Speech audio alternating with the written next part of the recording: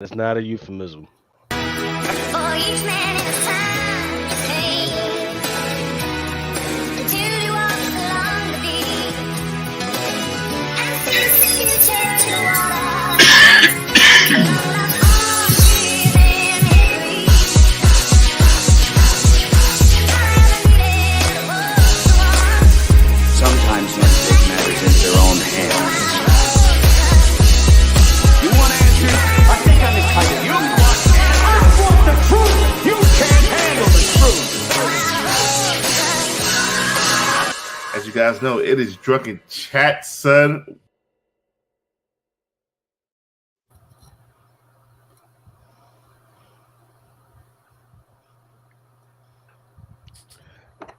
Mel, you're muted. What up? Go ahead, brother. Oh, there you go. Hello, everybody. I am back. Mighty Mel V back in the building. It's Drunken Chat, son. So happy to be back. I was supposed to come back last week, but fucking around with big leg, man. Can't do it. Can't do it. Yo, I forgot how to do this. I want to thank you to everybody who's been holding it down while I've been gone, but I'm back. I'll be here for a little while. We got a very, very, very special guest tonight, my man Cameron Johnson, artist Cameron Johnson, and we're going to get into all the craziness is going on. Fuck Toussaint, Tosin, whatever the fuck you want to call. You know what I mean? It's going to be crazy. I'm going to be eating cheese. So, while I eat my cheese, fellas, introduce yourself.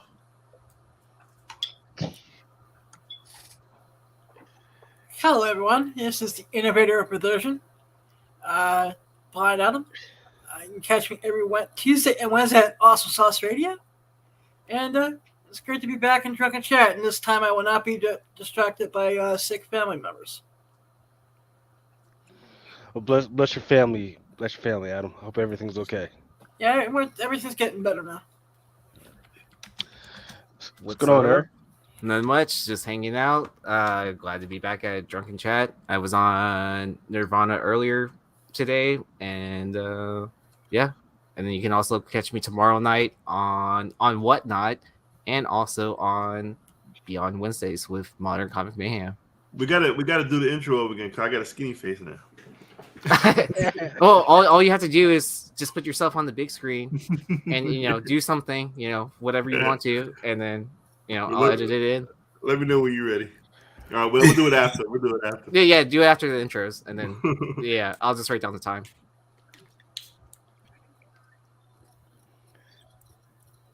Go ahead, man. Oh, y'all want me to go? That's why you're on the big screen. I ain't seen Ninth in a cool minute. Dude, man. He's obviously higher than a motherfucker right now. God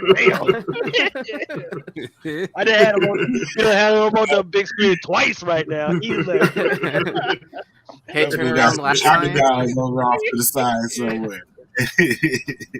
Nah, man. Y'all know I just been busy, man. Working on a lot of stuff. We had New York Comic-Con, then we went to Florida after that. Got back from Florida, had major plumbing issues. Then I started a new job too, so it's just been crazy. It's just been crazy lately. But I'm glad I finally got my guy Cam on the show. Yes. I've been wanting to get Cam on the show for a long time, so very happy about that. And to celebrate Cam coming on tonight, I'm gonna be giving away a copy of Bone Check Volume 1. And a copy of Bone Check Volume 2. Nice. And the copy of Bone Check Volume 1 that I have is remarked and signed by Cam. I bought these back at C2E2. And I thought tonight would be dope to get these away while we got them on the show. And if I'm not mistaken, Cam, the first time you did Bone Check was in these trade paperbacks, right? That's right, man. Yeah, so absolutely. This the first shit, y'all. The first. So I think this will be a pretty dope giveaway. So yeah, man, I'm happy to be back. And yeah, man, we got some incredible guests coming up for y'all over the next, at least about the next month or so for sure. That I can calculate. We got some amazing guests coming on for y'all. So Yeah, man. I'm just happy to be back. Yeah, Remo, what's good, baby? You know, Big Remo. You know what I'm saying? It's been a hectic week, so You high as shit too. On Friday, I gotta be, man. After the weeks I be having, man, it's my unwind time. You know what I'm saying? I'm gonna call this the drink something, you know. 12 to 12. We chat, son. Stoner chat, son. Good. 420 chat, son. That's how we do it. Test the So, let's get to, I guess, Mr. Cameron Johnson, man. Tell the people about you, man. Like let them know. Let them know. Let get to the innermost thoughts of Mr. Cam Johnson. What's going on, you guys? I'm Cameron. I am the creator and writer and artist on Bone Check, which is up on FOC this week. I'm stoked about that. It's my first time being up on FOC in general, and then just to be distributed by Lunar, and that's through Legends Publishing, who I got picked up by around C2E2 this year. And so I'm also the creator and writer on Freezer Burn, the cover artist on that series as well. And then I've got something special that I'm going to be showing off here within the next month. It's called Medusan, and it's another book I'm working on. And I'm super excited about that. I've got a great team on board. But yeah, I'm so happy to be on here. Drunken Chat's badass. It's a great show. You guys are a lot of fun to watch, and thank you. It's been a crazy last 4 months. I'll say that. Like how things have elevated. I've been doing this for 5 6 years now, just going to Comic Cons and being at my booth at Artist Alley. But now that there's some intrigue in some of the books, and you're starting to network a little bit more at conventions now. C2E2 is kind of that kicking off point. And when Ninth Wonder stopped by the table, pitching books just like I would with anybody else to stop by. And so it really is something special when you connect with somebody who's like interested in comic books at the same level I am, and then could kind of check in with me from month to month as things kind of progress. And then, first time out in New York, first time to that city in general, it was crazy. So New York Comic Con was insane. I had another sellout, exclusive preview of Freezer Burn there, and then went to Baltimore and had another sellout. I did a little Halloween pumpkin variant of the same book. I think Mel got a few copies of the C2E2 Freezer Burn that you did. And then if you look, the Sharks love spec. Damn, I don't want to mess this up. So your first published cover was an exclusive for Freezer Burn that you did for Comics Elite, right? So Freezer Burn, the first published cover is the C2E2 variant. The C2E2 variant. Yeah, and then I did 100 of these. I did 50 of the hollow foil ones.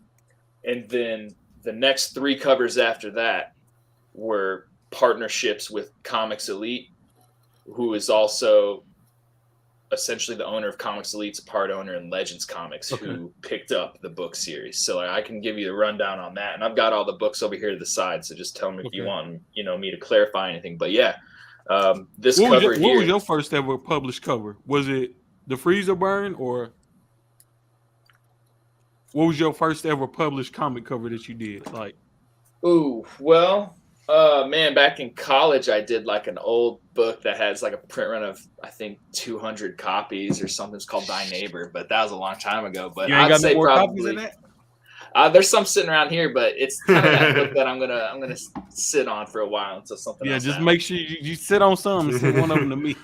I've got plenty, Hey, I never forget those who are kind of like, who've been with me since the beginning and who have been like, I really like your work. And down the road, they're still there. Like that, it's hard for me to ever forget faces when it comes to that. Like that'll never happen, man. So question. You say you got a book on FOC. What's the book about?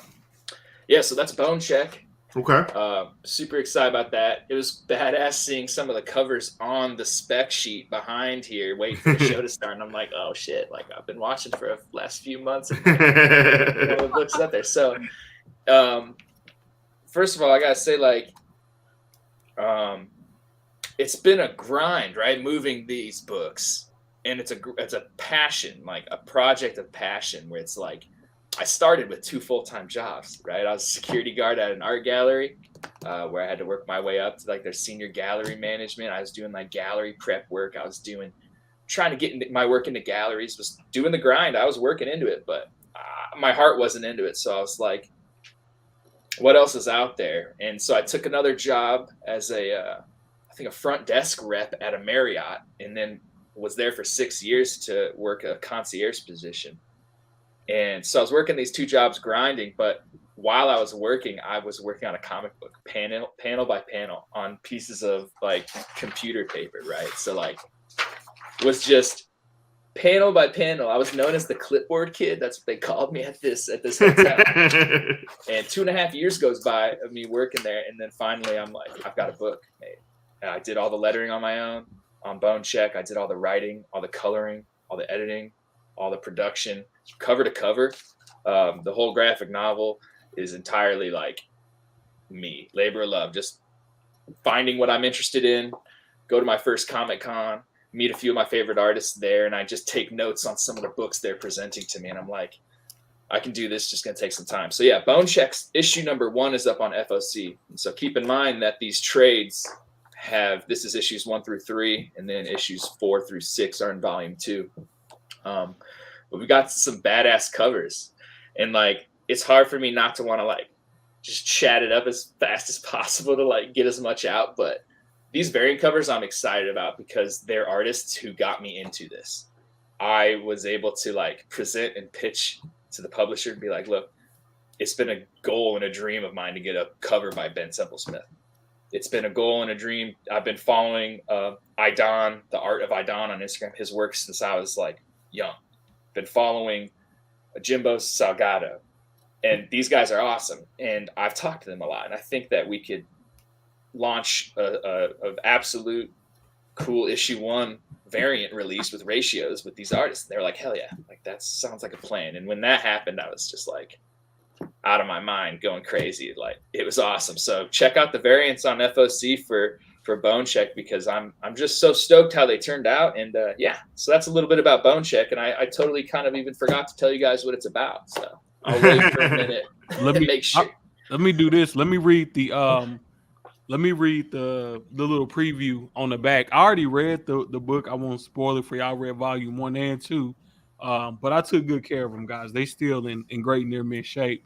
So the preview on the back reads, hell-bent on settling his ancestral bar tab with a local saloon, a shadow-infested stranger embarks on an evening of brutality. A nearby motel has been targeted as the location of multiple disappearances. Armed with strange instruments of pain, luxurious cigars, and a flask full of damn near poisoning hard liquor, the crypto bounty hunter investigates and eradicates with a smile ever so sinister. This sounds like the dark version of Mail. Right, yeah. That's what I'm about to say. This sounded like me 6 months ago. There's a little bit of this guy in all of us, right? I was sold on this book just by the whole description that Ninth Wonder just read. Thanks, man. That means a lot, man. Like, I'm all about strange, impactful sentences that leave you with a mental double take, right? Like, if you're like, what they just say? Like, you want to read that one more time? For me, that's a huge win. Like, especially visually too. If the art has something that has you have that one hiccup and you go back and check out that page one more time, that makes my heart race, which makes me think like that's something I need to pursue. So I try my best to like, I want you to read Bone Check. You know, the volume itself is a mission, right? So each volume is their own separate mission. Yet I want you to feel like when you put this down, like that was a fun, wild ride. You had your popcorn, you had your soda during it. I'm a feature-length comic kind of guy. I really love the series to have an impact for you to enjoy the ride, come back for the second one, right? Like, that's what I wanted. So yeah, Bone Check. I'll give you a little more of a synopsis kind of on what this is about. So, because the back, it really just tells you that mission, that general mission he's on. So it's about a bounty hunter who owes an ancestral bar tab that's been passed down generation and generation to this guy's family. And the saloon that he owes it to is owned by this family of fallen angels. and they're trying to earn their way back into heaven. And so how they've been doing that since the dawn of humanity is by keeping this one bloodline, this single family, just trapped in this drunken stupor, and sending each new generation on a quest to go out, eradicate evil, come back and try and earn some money. But they never do that.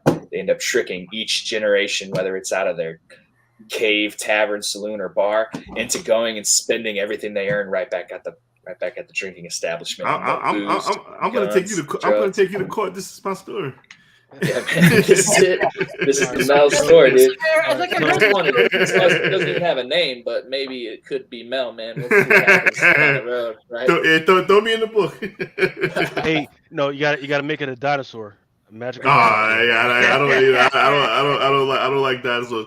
This is gonna this is gonna be in stores next month at the same time, right? That's 12, right. FOC is this Sunday, and it drops on December 13th, issue 1. And I think on the FOC page on Lunar, if you head there, you can see all the variants all together. And right. Yeah, they are a lot of fun. Exactly. So so somebody was asking like, how can they pick it up?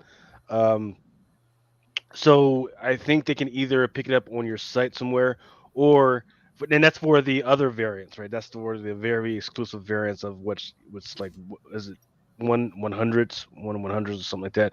But if you guys would like to pick up the regular ones that are coming out on FOC through Lunar, definitely let me know, because the poll box is definitely going to have these, and we'll definitely try and hook you guys up. Yep, absolutely. The art's amazing, man. Thank you, man. Yeah, it's Jimbo. Jimbo killed it for that one, man. And I couldn't be happier with some of these. And, I love that Jimbo. I love that Jimbo cover. All of the covers came out good, I think. Jesus.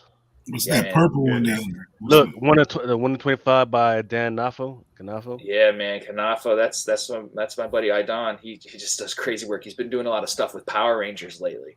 These really crazy, colorful imagery. Yeah, dude. I mean, just knocked it out with that one. And that I asked for Ben to just do the most Ben Templesmith cover you got, dude. Just pull out all the tricks for it. Like, I'm all about your spirit animal snaking around. And I was like, and there's your black light highlighter, party fueled color scheme there. You put that under, that'll be foiled out too. So that one will be really cool.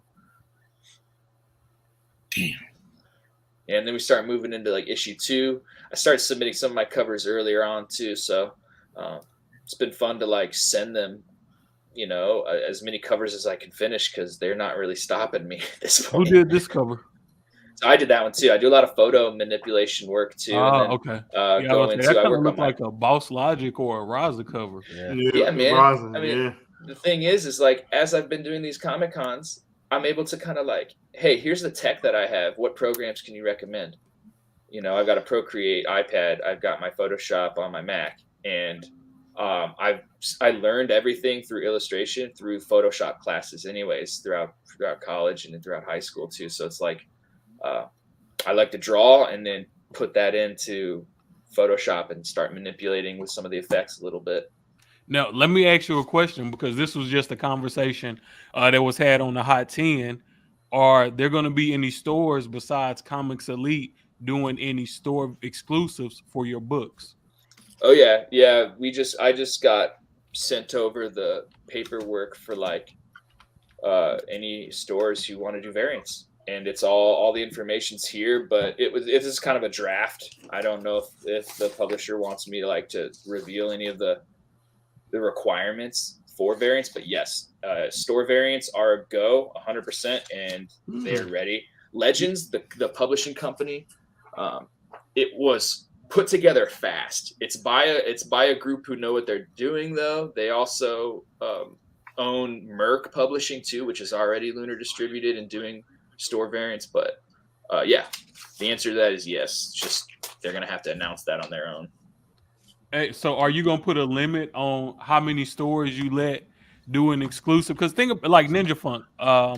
So a lot of people have been talking about the amount of store variants, store exclusives that have been done for that book, which I think they're over 30 exclusives for that book.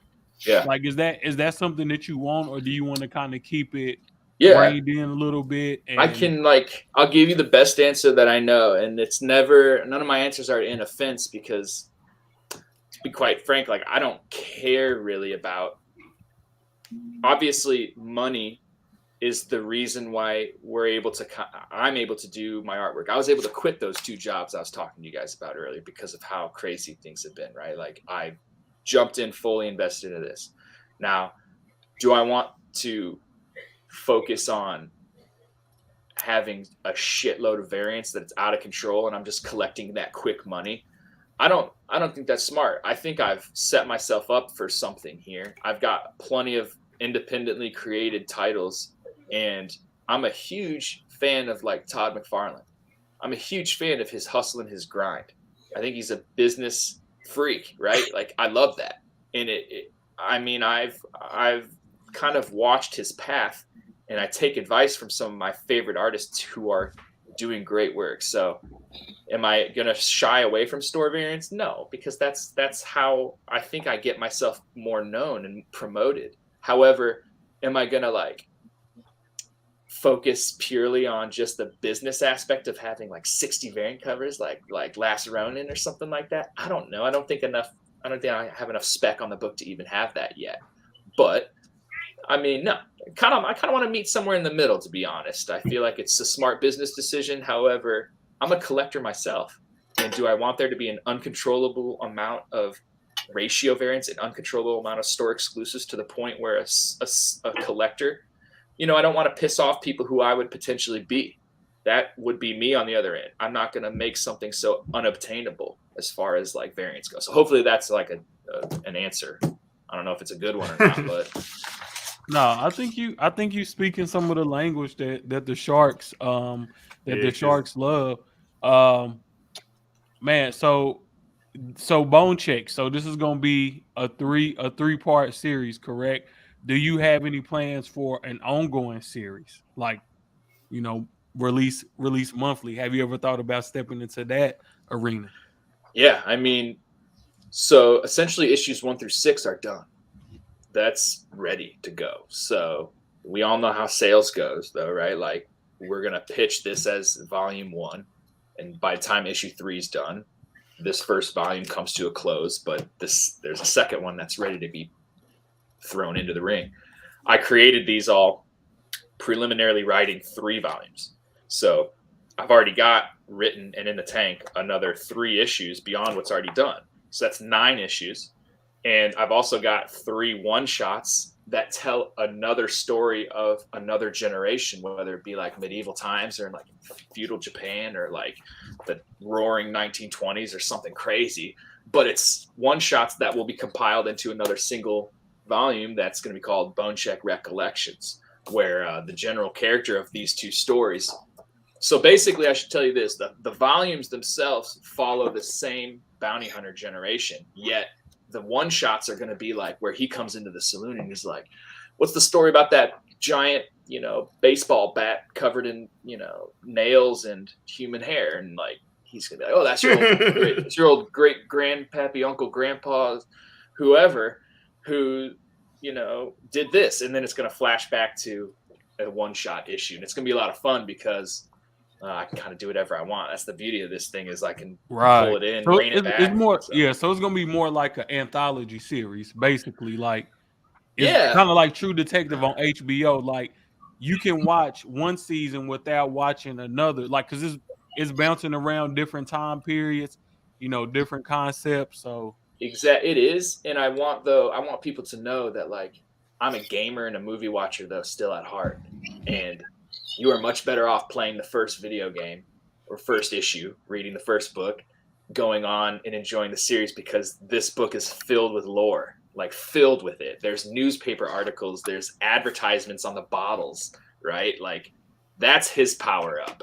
I don't want him born with superpowers. I just want the saloon to be offering him different drinks and drugs and power-ups and weapons that give him new abilities each new mission, and each generation gets something crazy to go along with. So like a continued series, yeah, I do think that really depends on sales in the end. That's something that should be, known. I can create and write on and on and on. I can also move to a different title if this one isn't selling as well. And I think that's kind of important for creator-owned books to recognize and realize when something isn't connecting, either because of you're not marketing it well, you're not promoting it, or if the story is lacking, if it's not fully there. So like, I don't know, I have plenty of faith in this, but I have a lot of faith. I think my publisher personally had a lot of faith in Freezer Burn when I pitched him that. And then I told him, hey, you like Freezer Burn? Well, don't forget about Bone Check. Speaking of that, I remember when I first met you, and this was like right when, I think it might be the same weekend that Whatnot Publishing got announced at C2E2. I'm pretty sure that they announced Whatnot Publishing at C2E2, and I wanted to set up a meeting with you and Jack because I was like, man, look, Whatnot need to sign this kid because he got IPs ready to go. And he's doing some interesting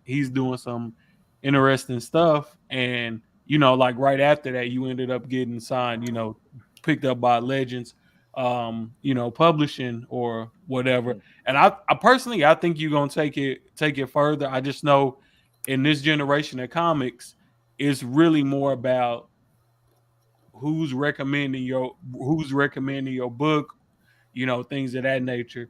That's and true. As far as how books get pushed, as far as how books get pushed up the ladder.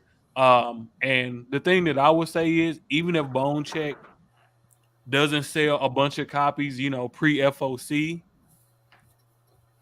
that might, from a collector's perspective, that would probably be the best case scenario, right? Because they like, everybody that's watching the show tonight, they probably like, yeah, I'm gonna put my orders in with my local comic shop. Mm-hmm. They thinking, hey, I hope a bunch of people don't Don't go in and order this, so it could be low print run, It's the because game. eventually, you know what I'm saying, eventually it will catch on. But I think that Sure.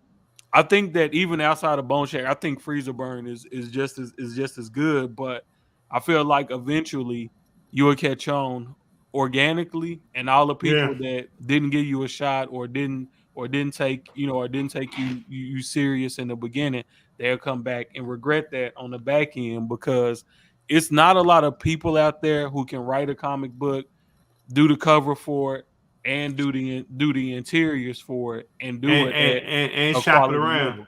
and shop it around and shop it around. It's big. I appreciate that, man. Thanks. So, and yeah, man, it's true though. I think I did go over there. You sent me over to Whatnot. I talked to those guys, and what I saw was kind of their operation.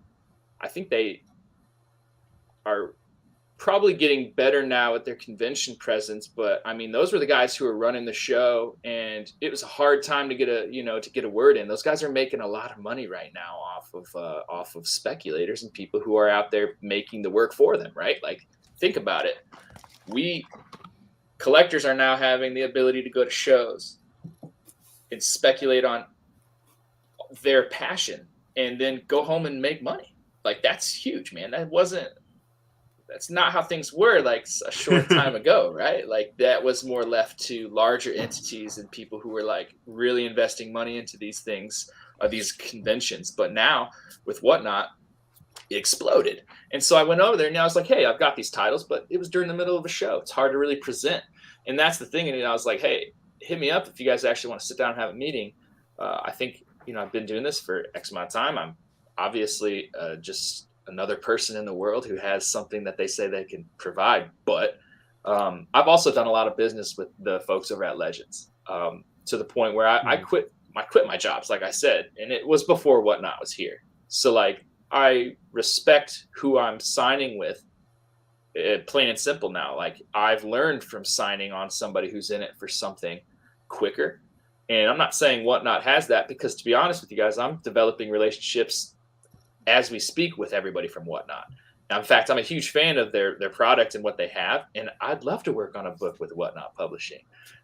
Hit me up, but they're pretty busy. That's the hard part about it. It's like, when you see success, you start to kind of get like laser focused, and you start to look at the money right away, I think, pile up, and you're not immediately trying to branch the money into other aspects, which is actually how you make more money. you invest smart, right? So like I get it, and there's no harm on it because I've been in situations where somebody came up to me, and did I give them enough time? Maybe not. And will I regret it down the road? I think it's only human down the road to maybe regret something along the line. But I think as long as you kind of like go into it with a positive head space and mindset, and everything's out in the open, you don't cheat and like lie under the table type of stuff, then I don't have anything to worry about. So no, I think Whatnot will come back to me for another opportunity. Look, we got Bolo and listen to the show right now. Bolo, reach out to Cameron, man. Bolo, what's going on, man? This is the way I was thinking about it. Like, I felt like, so Whatnot Publishing, it's new. To me, it's new, it's fresh, exciting, it's young. And I feel like when I met Cam, I was like, man, he doing a lot of stuff that a lot of people ain't doing. Because I look at like the hustle of it. Like he had his own variants. He was selling them, from his table, at the convention. And to me, I felt like that freezer burn, that Windy City burn variant you did, I felt like that was like one of the best exclusives at the convention. So me personally, I was telling people, hey, make sure y'all go pick up that freezer burn. Now you still sold out. You only did 50 of them and you hand numbered them. You were doing everything a lot of collectors ask for. They don't want 500 print runs. They don't want 1,000, 3,000. You did 50 of them. You numbered them, hand numbered them at that. Like what more could you ask for, bro? So if you like now, Mel, he good because he got like 2 of them Windy City burn joints, right? Yeah. So the thing I'm looking at, it's only 50 of them out there, right? So when freezer burn blows up, what do you think happens? That C2E2 limited to 50, that's gonna be like one of the hot items for collectors. And I feel like that's the way people should be going about their product. Is like, okay, let me get my stuff out there, but let me make it limited, initially. And then when we do the major release through a major publishing company, then we can have our 1 in 10s, our 1 in 25s, our 1 in 50s. And everybody who wants a collectible copy of Bone Check or Freezer Burn can still get one. But in that beginning, try to make stuff that's going to be low print run, hard to find. Like you gotta have white whales, right? That people can chase after and go after. And it's just we don't get a lot of that no more, man. And that was like the one of the number one things, just how you were hustling and going about it that made me respect you. And then a lot of the copies of the blue copy of the freezer burn that you did, you remarked, you had to, get remarks on a lot of them. I thought that was good too, not only from protecting your investment, making sure that you were making money while you were still at the con, but giving everybody something different on that book. You got that remark on there. Like it's not going to be a lot of copies of that out there that look the same. And to me, a lot of artists just don't think on that. On that level. They just think now it's kind of like, all right, let me put out as many variants as I can and just try to get these books out there, which ain't nothing wrong with that, right? Because you gotta, like I said, for some people, this is how they feed their family, so they have to make their money. But I think when you put a little bit more time and creativity and passion into what you do, you're gonna see longer and stronger results in the end, in the long game, versus like, hey, let me get as much money as I can right now. I think time and patience is always key in anything you do. And the last thing I'm gonna say is, like, in the past, like with McFarlane and a lot of these guys now that we look at as gods, in the comic book industry, a lot of the collectible stuff from them, I don't think it was necessarily that they planned it out like that, but that's just kind of where the game was at that point in time, right? Nobody knew a gold lethal protector would be worth so much today versus, maybe what it was when it first came out, right? Some of these era books, different things of that nature. But now, it's like people are trying to force the scarcity and rarity in the books, and it ain't, it's better ways to go about doing that. And I think early in your career is like where you do that at, like make your own IPs, build them up, make sure when you put it out that it's ready to go. And don't try to go straight from like I'm gonna use a sports reference. Don't try to go straight from high school into the pros, right? Like, don't be afraid to grind through college for those 4 years and eat, and eat ramen noodles. Just build up your fan base, or organically. And I kind of think, that's the path that you on right now. And like I said, y'all, I don't want y'all to think Sharks. I don't want y'all to think like we brought this man on here to pump his books. I've been No, talking about getting him on Drunken Chat for me and Mel been talking about getting him on Drunken Chat since Chicago. Since Chicago, and just between Mel having stuff going on, me having stuff going on, it just didn't work. It just didn't work out. But I feel like as far as the community, it's our job as content creators to get new talent seen, to get new talent heard, and these are the type of people that we need to be talking to, and that we need to be bringing on to, Drunken Chat and help get them established and help get them found. Because truth be told, a lot of these bigger content creators, they're not going to do it. They're only going to do things that serve their purpose, and that's not a knock to anybody, because you have to do what you feel like is best for you. And then sometimes when you have a bigger platform, you just can't bring anybody on because it's too much liability to your personal brand. But I feel like podcasts like us that are somewhere in the middle, like this is our duty to bring people like Cam on and introduce y'all to him. And like, hey, if everything that y'all done learned about Bone Check today, if y'all don't like it, don't buy the damn book. But if you feel like even a little bit like, damn, I'm a little curious, go buy the trade paperbacks off the website. And we got the link right here. You can buy from Lucas the shop, the Drunken Pull Box. Got it right there at the bottom. And let's get it popping, man. Let's show the man Cameron some love, man. Yeah, right. Y'all know we really don't come on here to say. We just come on here to hang out, bullshit, and chill, and talk about comic books.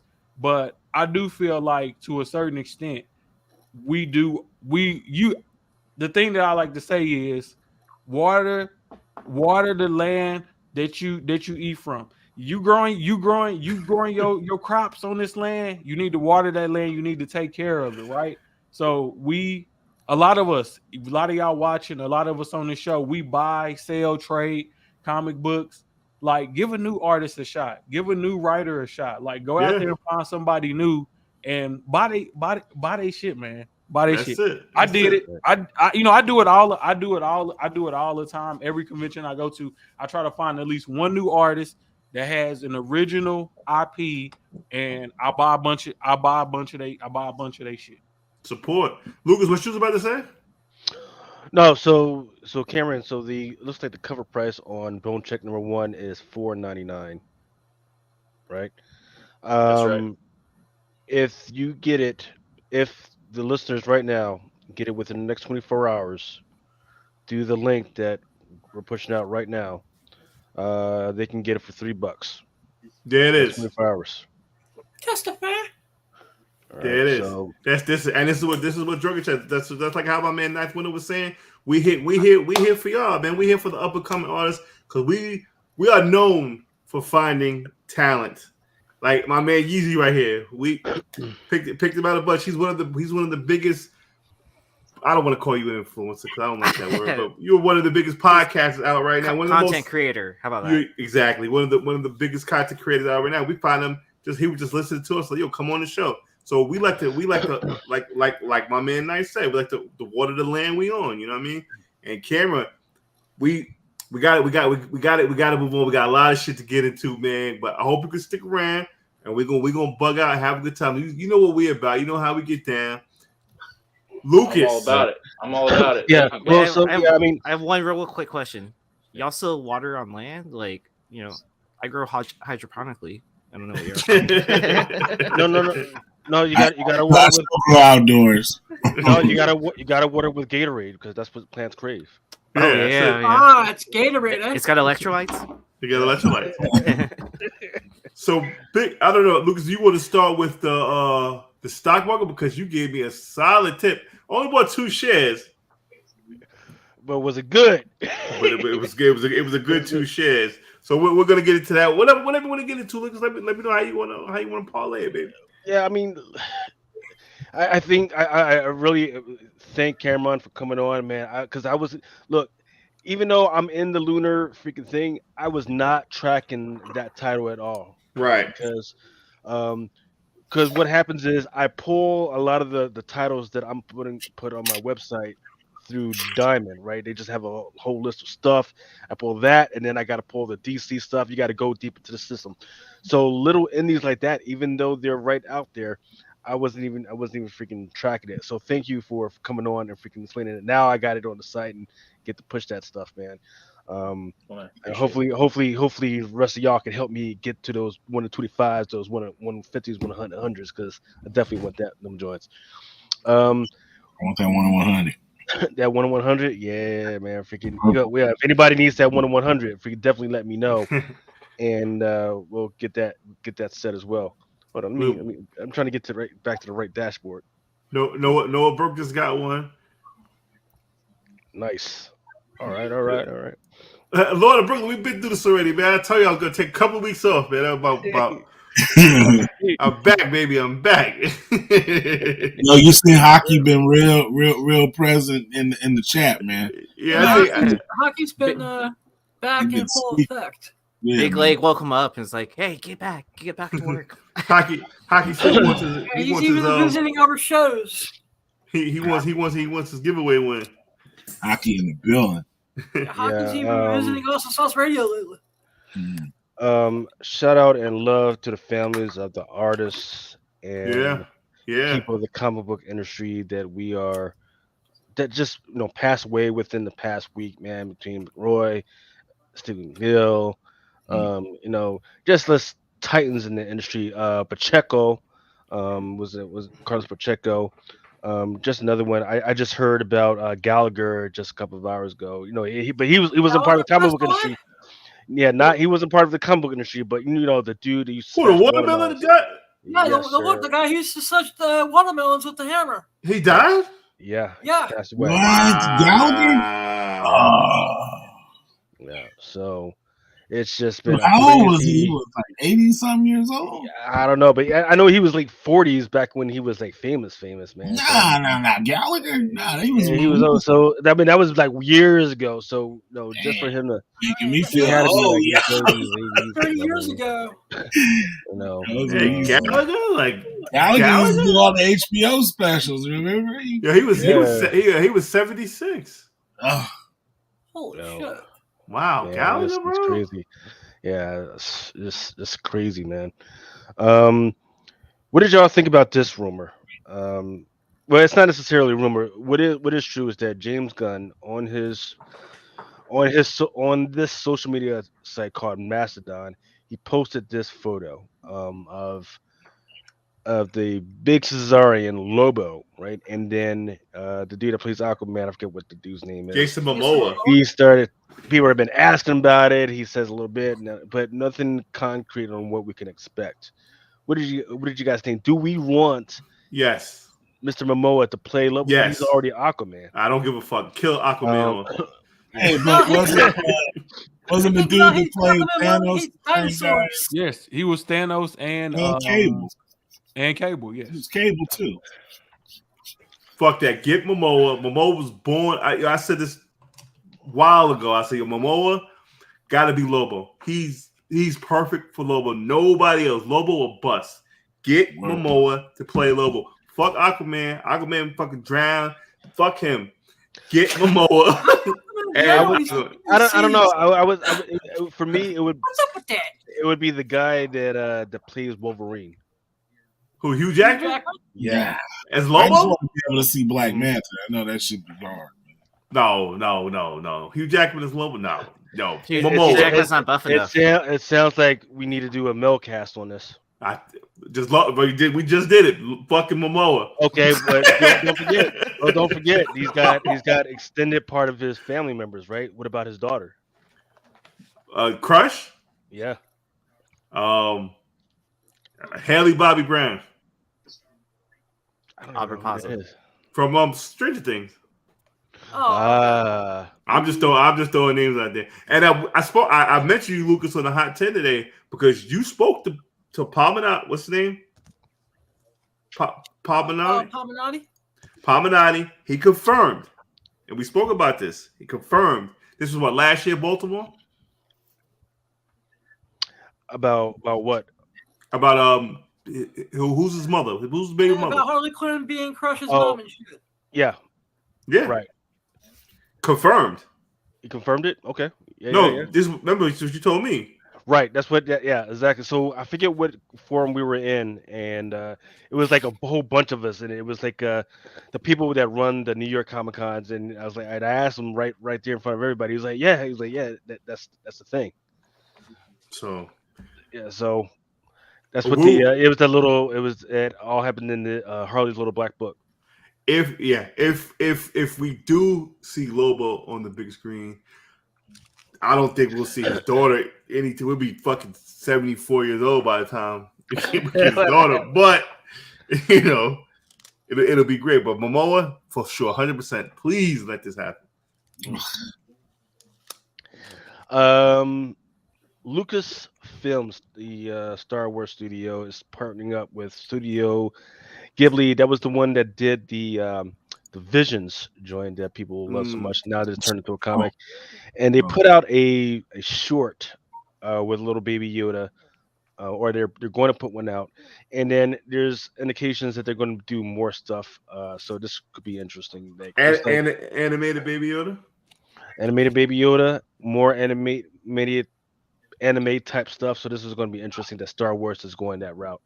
Yo, funny story today. I was driving in the Starbucks drive-through, and this couple was coming out, and the dude looked like George Lucas with white hair, right? So I pull up on him, and I'm like, yo, I love Star Wars. And I go to the drive-through, and then the lady he was with gives him a kiss and just starts rolling. And he's looking at me like, he's looking at her like, what do you mean? And she's like, because she got the joke, you feel me? So then when I look back in the mirror and he's getting in a Cadillac and he looks over at me and I throw up the peace sign and he just starts laughing. So she told him, she's like, you think you're George Lucas? That shit was hilarious, yo. I wish I would have been able to record that shit. That shit was hilarious. Yo, Dre at Ballhouse Collins bring up a very good point. Roman Reigns, he looks like Momoa. But yeah, that's what I'm saying. I would rather see Roman Reigns do that shit. No, get Roman Reigns. He can play Aquaman. But get Momoa. See, the issue that you got right now. You, man. You have ever since UD days, you've had hatred for Aquaman. Ever since the 70s, I had hatred for Aquaman. He don't do shit. He's fucking Aquaman. Yeah. So DC is right now is definitely on some shit because he used to in the comics he used to look like Jason Momoa, but now they're changing him back to some blonde haired fucking asshole right now. So what, Lobo? They fucking with him again? Well, no, I'm talking about Aquaman. Oh yeah, fuck Aquaman. So it'll be interesting. Once again, I want to see Black Manta a little bit more prominent in the DCU. That way, when they're smashing around some freaking blonde hair dude, it's going to be an interesting kind of thing. Let's get into this one. Yeah, it was 15-17 the first day. That was Thursday, and then they're projecting $28 million through the weekend. We're right now just on Friday. You've seen it, right, Lucas? I've seen it. And once again, when I'm there, I'm not just there to see the movie. I'm there to look at how many people are there. Was the movie theater packed? Yeah, I'm going in the morning. And it's first of all, I was already pissed off, right? Because where I'm at is I'm out in the mountains, right, with stars and bars. People have a type of decorum. Stars and bars. There's supposed to be a decorum to what you're supposed to be into, right? And our peoples. When we go to the movies, we get loud. We think we at the Six Flags, man. We got to be loud. And shit. But I went to the Alamo Draft House, right, which is supposed to be a higher tier, right? The people who spent good money to just sit in the dark theater and shut the fuck up. Not these people. The motherfucker was showing up late. Shit started at 5:30. Motherfuckers were showing up at 5:45. They were still ordering loud as fuck. Squeezing by you to get in their seat. this shit was smelling like fucking weed and shit everywhere. Where I was like, God damn, That's my kind of movie. Yeah. and that's fine, right? For like the AMC or fucking, the Martin Luther King freaking Hey, theater, you pay for West Boulevard. the recliner and everything. Not at the Alamo. Maybe at some other joints, but not at this Alamo. But That's shit. That's shit. I'm going tomorrow afternoon. We got the reclining seats and order Yeah. dinner. I just want to watch the fucking movie. Yeah, I just want to watch it. I'm gonna go watch it and to see what it's about. I Yeah, don't care about the effect shit, none of that. I just want to go watch it. How did you like it, Lucas? That's the main question. so if you watch the trailer and you don't feel like you really want to go to the theater, just watch the trailer over and over and over again. That's the same shit that you got. There is no big surprises to be I had. mean, we've had our hand on the pulse for Yeah, months that's now. Yeah. So It's like- Because it was really, and this is why I hate watching trailers, right? Because by the time I get to the movie theater, I know what's coming, and yeah. I feel like the MCU has lost that element of surprise because I've seen the trailer and I felt like all I was watching was the trailer over and over and over again. The acting was terrible, right? Angela Bassett carried this freaking movie. Yeah, Coco got said Coco got said Angela Bassett was amazing. My man Trey said Angela Bassett was amazing. Yeah. Angela Bassett, she did her thing. She was trying to bring everybody up to her level, but a tired old black lady can only do so much. And goddamn, Okay, go on. fucking the Mbaku, I forget the name of the actor. He did his thing, but he was only in limited scenes as well. He did his thing. Killmonger, once again, Michael B. Jordan, he did his thing. But once again, these are side characters. The best part about this movie um, was once again Namor, right? But when he's by himself and he's just doing what Namor is supposed to do, they're great. But when they try to bring him to the Wakanda side, and he's got to mix with these lower tier actors, that's when this freaking gets sticky and glued and everything. It was just so I don't want. I think they Was it should hold forced? off on. A forced movie? You're saying like it's kind of like a forced? Yes, it was a forced pairing, right? Yeah. You got these elements over there, and you got these elements over there. The Wakanda piece very sticky. Um, it looks like a lot of these actors were like out of practice, and then you had the Namor side, which was excellent, really great. But they had the Aquaman formula to go off of. They said, all right, what did people not like about freaking Aquaman? Yeah, let's not do that bullshit. Let's just get it on, right? And they did very well. But once you try to mix those two, it didn't really work. How was Riri? That was the weirdest thing. She did okay, right? She did okay. Like, is she going to be able to carry that character? Sure. You know, um, she's going to be able to carry that character. My kids were a little confused. They don't even know who Riri is at this point, Yeah, yeah. right? So right now, Is she believable though? yeah, sure, right. If you don't know who Riri is, sure, she's believable, right? Um, the once again, the set piece of her armor absolutely worked for this one, really good. Um, is she going to be able to carry this character for the next, I would say, 6 to 7 years? Absolutely. Uh, Nice. is she going to be able to carry the MCU? No, not yet. Not yet. Um, Well, after seeing Black Panther, her character portrayal, how do you feel about Armor Wars? uh, Are you looking forward to it? Do you think it's just going to be another dead project for the MCU? Are it's you a intrigued by the possibility of it being great? it's a dead project right now. What? It's a dead project right now. They don't need so and I'll tell you why, right? Knowing what I know about where technology is going, armored stuff is a dead thing right now. They don't need to the stuff about AI, that's something they could probably portray, right? So what they do need to focus on. Remember how they had AI Tony Stark? Right, right. They should have been had him come along. Oh, he'll be there. He'll be Yeah, there. they should. That's what's coming. That's what I'm saying. Is she believable enough to carry a movie where they can introduce that stuff? Like, you know what I mean? Yeah, Like, I think that's the question. Is like, will she be a right, believable character, barring anything? So I think all of these actors still need to do other projects in order to get some seasoning, and then you don't know. I mean, everybody this generation knows. What's his name? Robert Downey Jr. Yeah, Robert Downey Jr. Right. from Iron Man, but I know him from Less Than Zero, so I know his path. Like, I know what it took for him to get to Iron Man, I'm a and big I know deal, why yo. he's a good actor. These are kids, you know what I mean? Like this is their first project, some of them. So yeah, they're gonna I, be a little beat up. But do you see them doing other projects? Maybe that should be the question. like champions down the line. Yeah, like that type of stuff. Like, is it gonna be? Are they gonna be enough to carry? These projects that everybody thinks they're supposed to do. Because this could right, be this girl's one well, and done. Black right, Panther, if it's not good, if it's not right. received well. Yeah, it's not.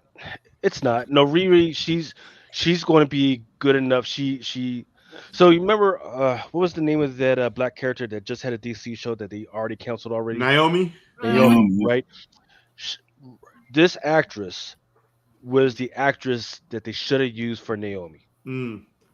She was actually believable as a female African American character that was too smart for her own good. Right.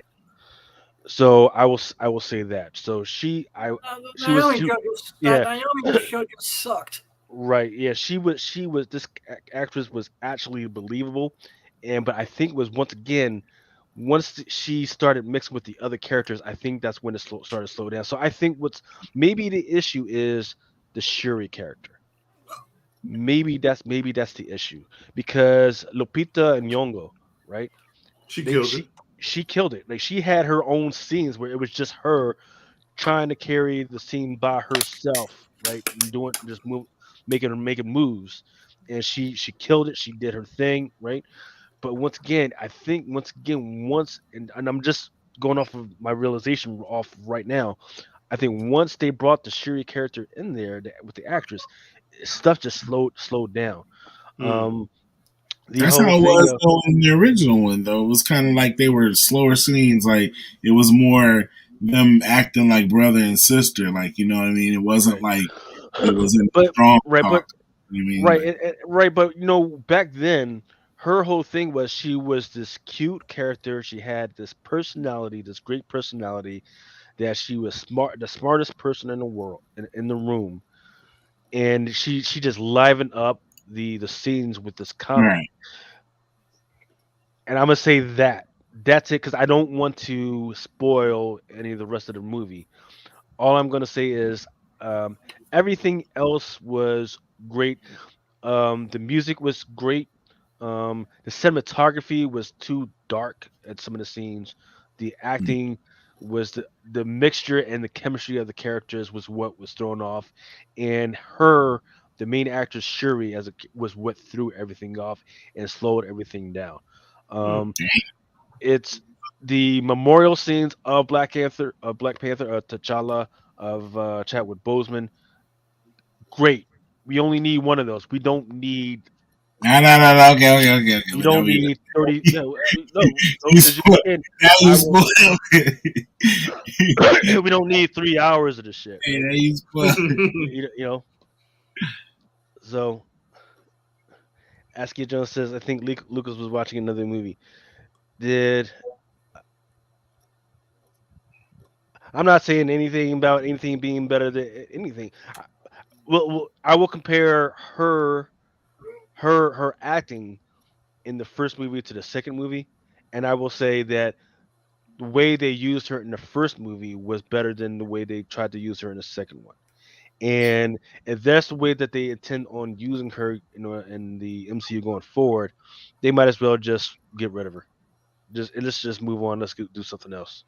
Well, they obviously are moving on based on. I don't. Do we want to get into spoilers? I really don't want to get into spoilers because I haven't even seen it yet Yeah. myself. Aki, I have absolutely spoiled nothing that was not already in the freaking trailer, other than other than other than other than their acting performance.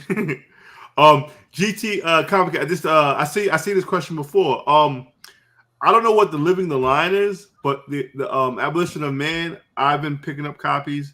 As the first AI comic, I'm getting them and I'm tucking them away. I wouldn't be selling that book.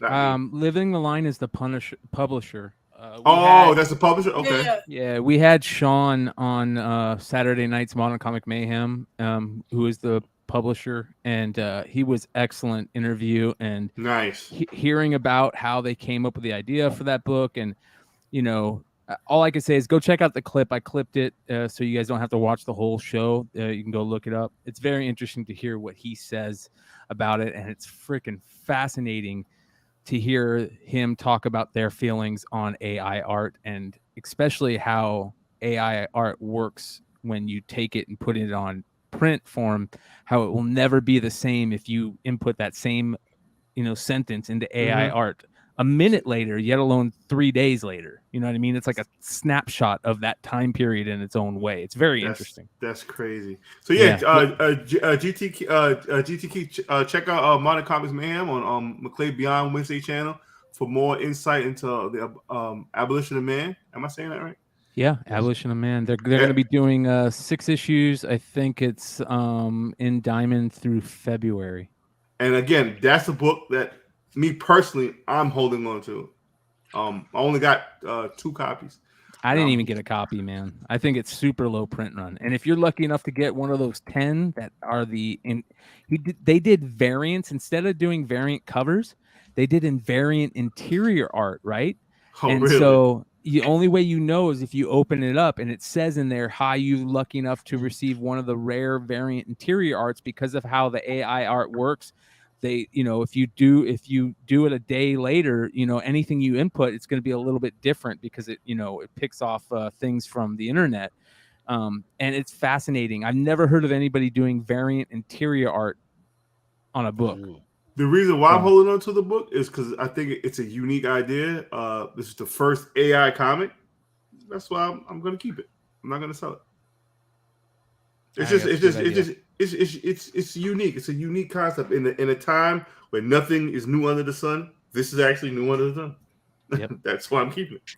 Well, it could be like an industry standard thing later at some point where more AI technology is integrated into comics.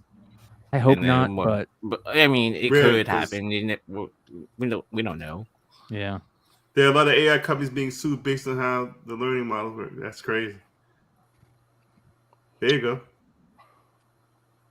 I remember when I first see the cover, I was like, I feel triggered. Yeah. Well, you know what he said about. I'm not going to ruin the interview, but one of the most fascinating parts is what he said about the cover. And so, if you guys don't know, like, The Abolition of Man by C.S. Lewis isn't necessarily about slavery, right? It's not about slavery. If you look into it or if you read it before.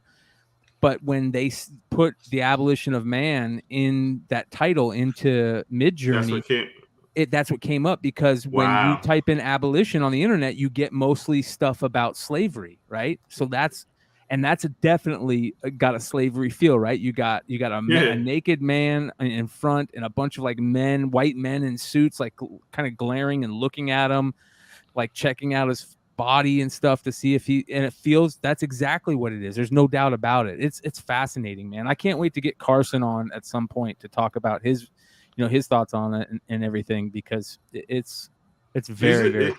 I don't know. I don't believe it's print order at all. But I'll have to double check on that. But I'm like 99% sure that it's not print to order, because he said that like even certain people that like he couldn't even get copies to, if that makes sense, that he wanted to give copies to. Sheesh. All right. So like I said, I got like 2 copies and I'm holding on to them. I'm not even thinking about selling them because like I said, it's unique, something new. Yeah. What else we got, Lucas, on the agenda? Right. All right. So rumors across the board is what is going on with Kingpin, right? Why aren't we having more projects with the guy? And what about Spider Woman, right? We should have been had Spider Woman. There's between all these little spider projects, though, why isn't she going on? I mean, they've definitely been having a lot of comic books, just not more MCU stuff. And it's apparently some type of fight between Sony and Disney on the IP and how it's going to be used, what they're going to be used for, and yada yada yada. So it's going to be interesting to see how actually pans out. But they should have been had Fisk and a whole lot more stuff, especially when it comes to Echo and all Yeah, other stuff. I think he's gonna be an Echo. Right. So we should have been had to do, And but not just in Echo, but a whole lot more other stuff. So Squirrel Girl. Hopefully he shows up in that, man. Freaking, because his stuff is between him and Doctor Doom. He is very primary a lot of part of the stuff of Moon Girl. and Spider Woman's in the Edge of Spider Verse. Right, They're and both the in there, I think, right? and yeah, and the right, but that's a Sony project, right? So Oh, yeah. Okay, I right, get right, what you're saying. I right, get what you're right. saying. But Marvel wants to use them as they want without paying out the nose for that. In the meantime, Doctor Who, for those that are not tracking, Doctor Who is either on Disney Plus or is coming to Disney Plus pretty soon with this new Doctor, which is crazy because that's going to be like the fourth new Doctor within like the last 2 to 3 years. Yeah, I'm about to say, was it like Oprah Winfrey looking lady, a doctor? There was her, the one that looked like Whoopi Goldberg. Whoopi Goldberg, Um, right. yeah, Oh, there was Queen the Latifah. girl. There was the blonde, and now there's this guy. And like years ago, I told you guys, is that the part of the contract to bring Doctor Who back was the guy says, "Okay, I'll bring it back for so many years, but after that, you got to let me take it to my own studio and do whatever." Well, he's taking it to his own studio, and almost immediately, Disney picked him up, and they're throwing a whole bunch of money at the whole Doctor Who project. So you're going to see better Doctor Who freaking projects going forward. Um, which is going to be really interesting to see, like if the younger generation likes what's going on with Doctor Who, because because look, there's this guy, right? But it's also all about the assistants that ride with him, right? So it's going to be interesting to see what's going on with that. Companion. Yeah, because his Sorry. companions, exactly. Yeah, People, what is this show about, bro? I've never seen Doctor Who. But he is, yeah, he's a time traveler that rides around in a police box, a telephone police box, but it's a time machine. He rides around with his companions, and they try and fix stuff that went wrong. In the so it's meantime, just like Bill and Ted meets Quantum Leap. Wait, I mean, but this has been going on. This show has been on forever. since Before all yes, those other shows, time traveling shows. right. So And it was like the day of. It was like the day of or the day after John Kennedy got assassinated was the opening joint. Okay. so and then what was it? So and then each of the doctors is actually technically the same person. It's just a reincarnation, and they get into a new form. Right. So when he dies, he just gets rejuvenated as a different person, and he forgets everything that just happened to him. Okay. Right. And then he's got it up. Yeah. What's interesting is his villains. The villains are interesting, like the Weeping Angels. That's a crazy. Oh yeah, those are the creepiest. So if you've never seen, Yeah. Yeah. that's where like the whole like don't blink thing Right. comes from. Yeah, Yeah. the What? Daleks. Yeah, Yeah. Imagine like every dial or every statue that you have in your house, but it's actually an actual alien, and they move around, but they get to move around, but the minute you watch them and look at them, they got to stop. yeah. Yeah. So It's like crazy as shit. it is. Well, It is. no, yeah, it's a It great is, sci-fi yeah. show. Yeah. So in the meantime, there's this other dude that's out there called the Master, that's just like him, has his own time machine and everything, but instead of trying to make everything better, You he's know, trying fucking shit up. he's trying to fuck everything up. Yep. Well, yeah. So the idea was that he used to be a time lord as well, and then Yeah. he's the antagonist too. Right. Well, so the interesting thing is they just recon what happened with what happened with the Time Lords. Doctor Who was the first Time Lord, and then he made all the rest of the Time Lords. He just forgot about that at some point. You gotta be a real fucked up, mentally fucked up in the head person. This one go around. Tommy should just fucking shit up for no reason. What the fuck wrong with you, man? Well, what was great? No, what was even crazier is that they were actually married at some point. They just forgot. But so it's a Okay. female. Sometimes they're males, sometimes they're Oh, females. okay. Where my man Remo at? Remo go out. Remo. So a lot of people think that the first comic appearance of Doctor Who was in Marvel, was a Marvel whatever Doctor Who, but actually it was Doctor Who Weekly, which was the UK magazine, and you can see directly inside it is a comic book inside. So this was probably one you should be picking up, and it's still cheap. I know like the Marvel Premiere joint is cheap. That was like what, 20, $30, but this one is probably cheap for like 40, $50. That's still out there. But you got to make sure that you have the one with the free transfers. I think which are like these tattoos that people used to love back in the 70s and 80s. Okay. I And ain't gonna there's front. This probably Doctor Who something. shit sounds pretty interesting. It is. It- It is. You just it's- got to get head on with the right one. Yeah, I mean, I wouldn't go back as far as watching all the Right, retro that's- Doctor that- Who's just Right. like they rebooted the series of like what was it, the Ninth Doctor or something like that. Yeah, back in Like like that, 2015 or something like that. I thought it was even before that. Maybe. wasn't it? Yeah, was it. so I would start with that, like the Ninth Doctor, like the Yeah, I modern was stuff. I was gonna say, do I got to go back to the '60s and watch? No, No, no, I wouldn't. no. I wouldn't go that far back unless like you really get deep into the lore of everything. All right, that sounds pretty good. Yeah. Okay. Nerd out for what? 2005. That's what I thought. I knew it was like early 2000s. All right. All right. So I decided to take a look at some of the stuff that's actually selling on eBay. Some of these pre-sales, I've talked about some of the stuff before.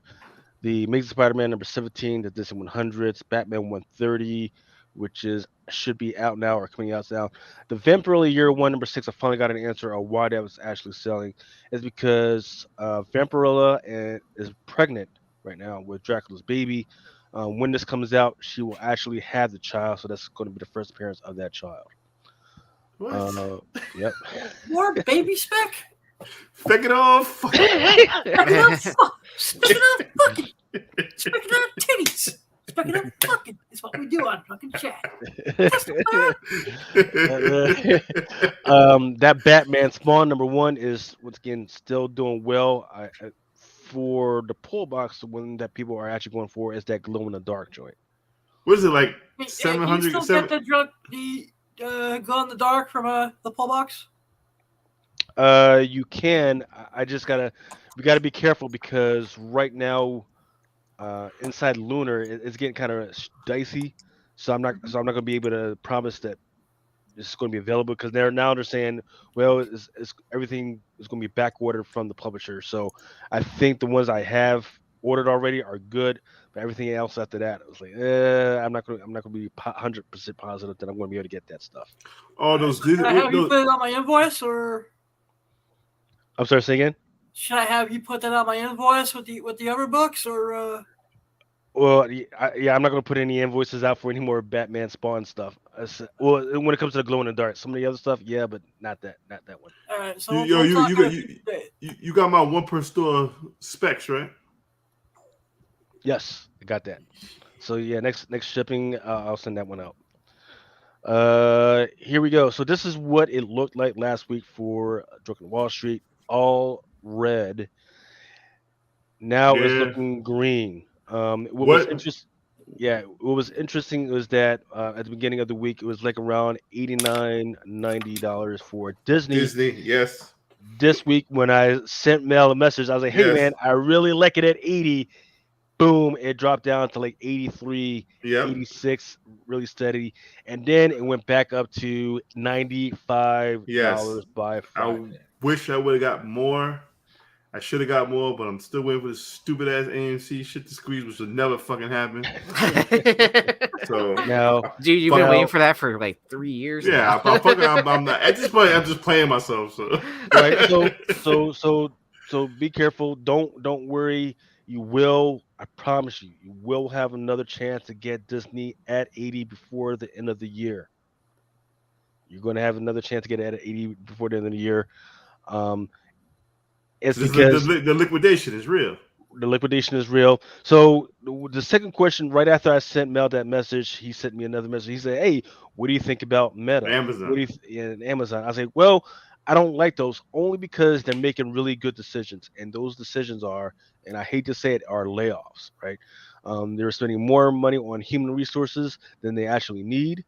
And they said, you know what, we're going to let some people go, to make sure that the revenue is good and that your shareholders are going to get some of this money back on their with value to what they spent. Earlier today, after this afternoon, Disney said, you know what, we're going to do the same thing. We are going to freaking start shed some of these numbers, right? So they're going to start doing the layoffs. The thing that I'm looking out for, however, is how many. If they do anything less than like 5,000 layoffs for Disney, then yeah, freaking people shareholders should probably drop them. But if they start doing like really deep layoffs, then yeah, Disney has a chance.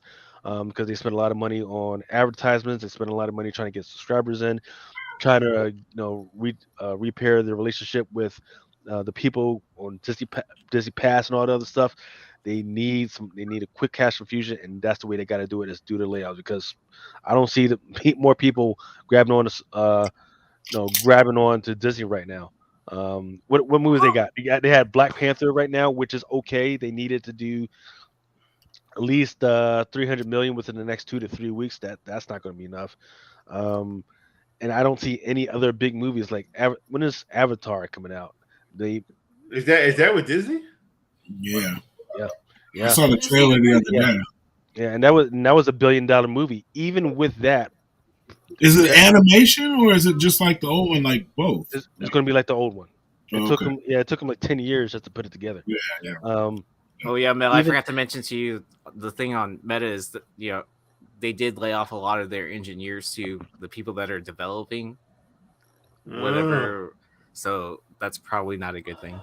Yeah, as I said, they wanted to be Ready Player One, but that technology will never exist ever. yeah, Like fucking George Jetson's flying cars. What the hell? That's in 2000. I mean, Yeah. the bad thing was that they spent a whole lot of money to get these engineers to come over, Yeah. but it never actually came out with anything that people will actually use. Right. It's like you're not gonna be. It's not gonna look like Ready. I mean, on paper, I can see the motherfuckers was getting high one day. Was like, yo, we got a lot of money. And they was watching Ready Player One. So they were like, yo, we can do this shit, bro. Let's call some motherfuckers from China. Some motherfuckers over here. We're gonna make these fucking headsets. And no, that technology we never see. We will never see that shit, man. It sounds like they're not like Silicon Valley. They're not microdosing anymore. That's what it right, exactly. Hey, I microdose all the time. Yeah. Do you work in Silicon Valley? Yeah. Look, the closest to high end technology that we got out right now is the altered reality stuff. And in use, it was that Pokemon. They were just trying to justify the Okino function. You guys, Pokemon Go. You guys want to hear something really crazy about all that? What you're kind of getting into. Yeah. This was on Rogan the other day. Shout out to Graham Hancock, one of the OGs. He was talking about how there's a study in England right now where when you take DMT, usually when you smoke it, it's usually only like a 10 to 15 minute trip max. It's very quick. You're in, you're out. It's really hard to remember stuff, especially as time goes by. But in England, they're fucking dosing them through drips intravenously, and they're allowed to be in that world for up to hours at a time. And they're reporting on all this amazing information about entities and this crazy stuff. keep an eye on that. I would be very interested to find out who that group is that's doing that research, and maybe looking into them even for something like this, like investing in them. Because if you guys look at the companies that are doing psilocybin research and stuff, their stock, if they're on the stock market, their stuff is all going way high, up 20 to 40% on the stock market. Let me ask you this, Brian. You obviously you've done this before. Yes. Yeah, man. I live in the Sonoran Desert, bro. I mean, what is it like? Like, what do you see? Like, what did you the first time you did? Like, when you freaked out? Like, tell me your experience. So I've never gotten past the waiting room, and basically what the waiting room is it feels like you're about to get blasted off, but you don't. You just kind of feel it a little bit. I've smoked it 3 times. One time you can actually see me do it on the podcast. I smoked it on the podcast. And the best way to explain it is you are scared. You're scared. This is for me. I was scared every time I go to do it. And then as soon as I start inhaling, right? The best way to explain it, this is going to sound goofy, but like I get the bubble guts, right? I get very nervous. And the bubble guts, right? And I'm just like, motherfucker, right? I'm scared, right?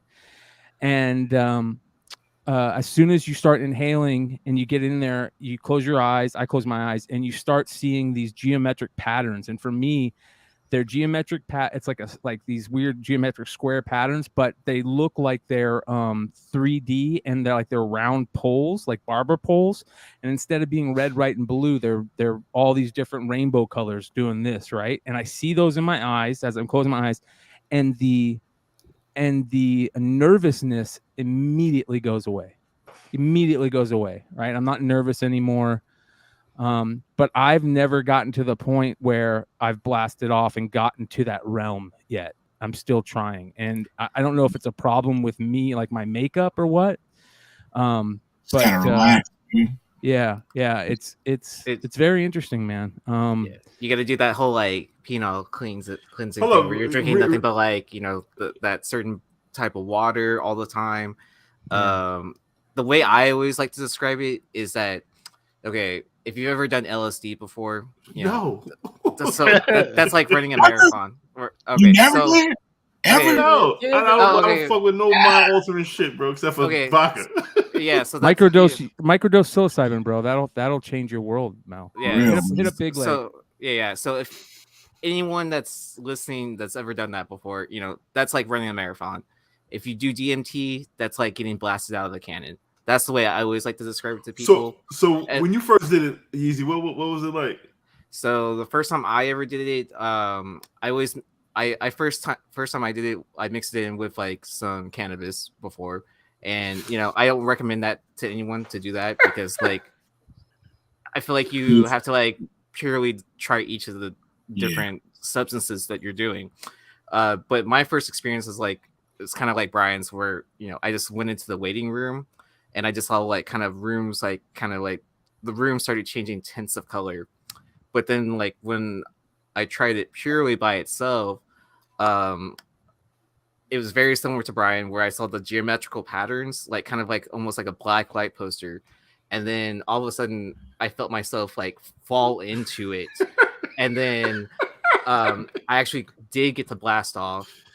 And when I got there to this like other realm, I kind of like what other people describe as seeing the grays.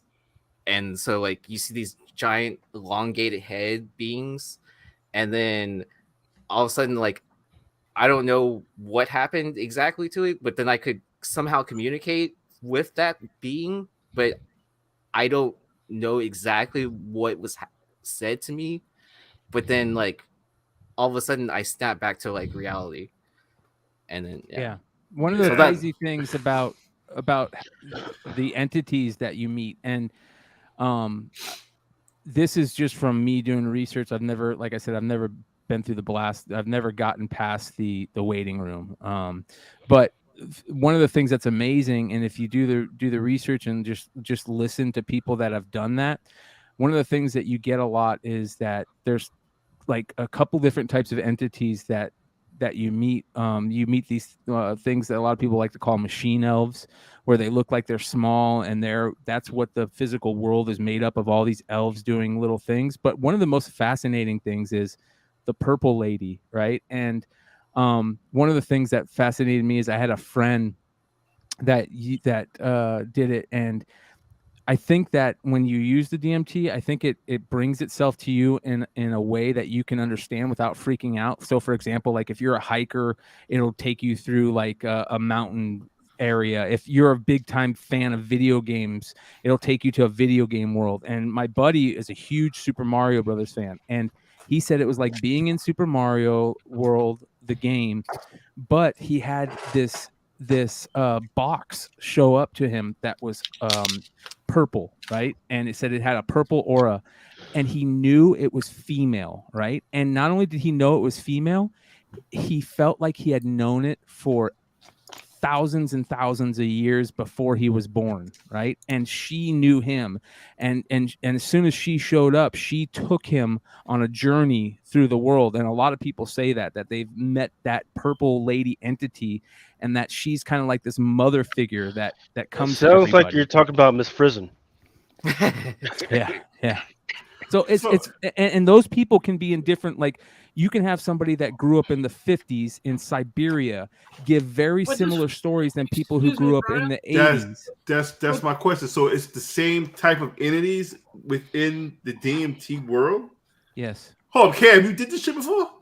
No, I'm familiar with everything too. You guys know Alex Gray, the artist, Alex Gray. Yeah.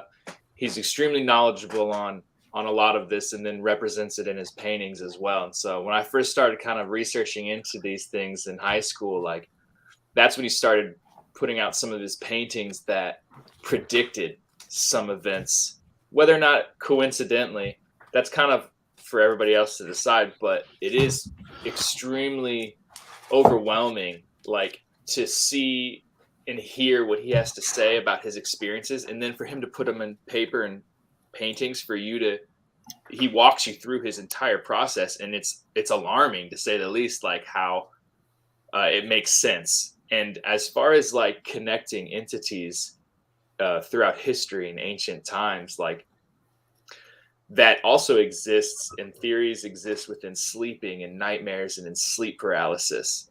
There's a lot of if you look up, I don't even know much of the terminology, but there's a faced man who has this face that many people have quote unquote seen in their sleep during a stage of sleep paralysis. Yeah, absolutely. And this man, he has a very distinct face, and if you It look looks like an artist. I have it right here. It looks like an artist drew like a picture of like somebody who's been like like if you're telling an like a crime artist how to draw. Here, I'll share it. Here it is, Lucas. This is the face of the guy. Now the thing about these faces, exactly. This just gave me the chills. This throughout multiple stages of time. Whether there's reports that have been published since the early 1900s, even like in the there's people who have seen this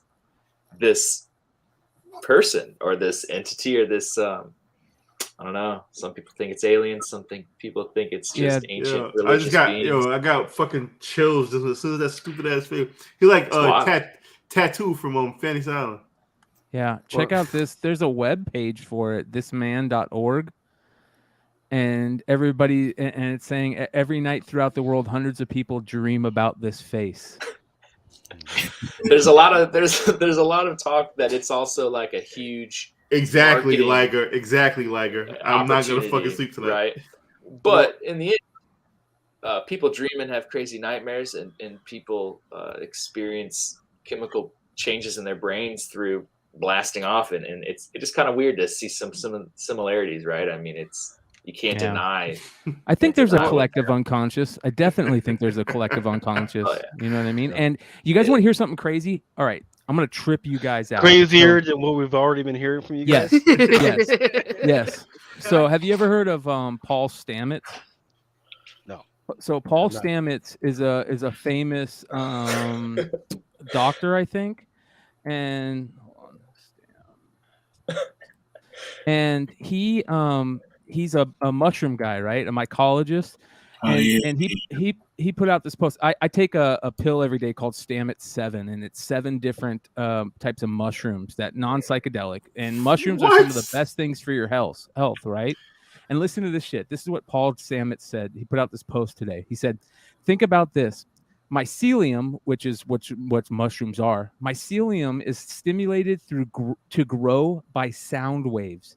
That means that when we play music and gather together, nature is listening through the mushrooms. Nature responds joyously with more mushrooms, more nutrients, and more food Okay. for life. So when we're happy and like at a concert, at a festival, enjoying and playing music, and everybody's happy, that causes the mycelium, which is underground growing, to grow more.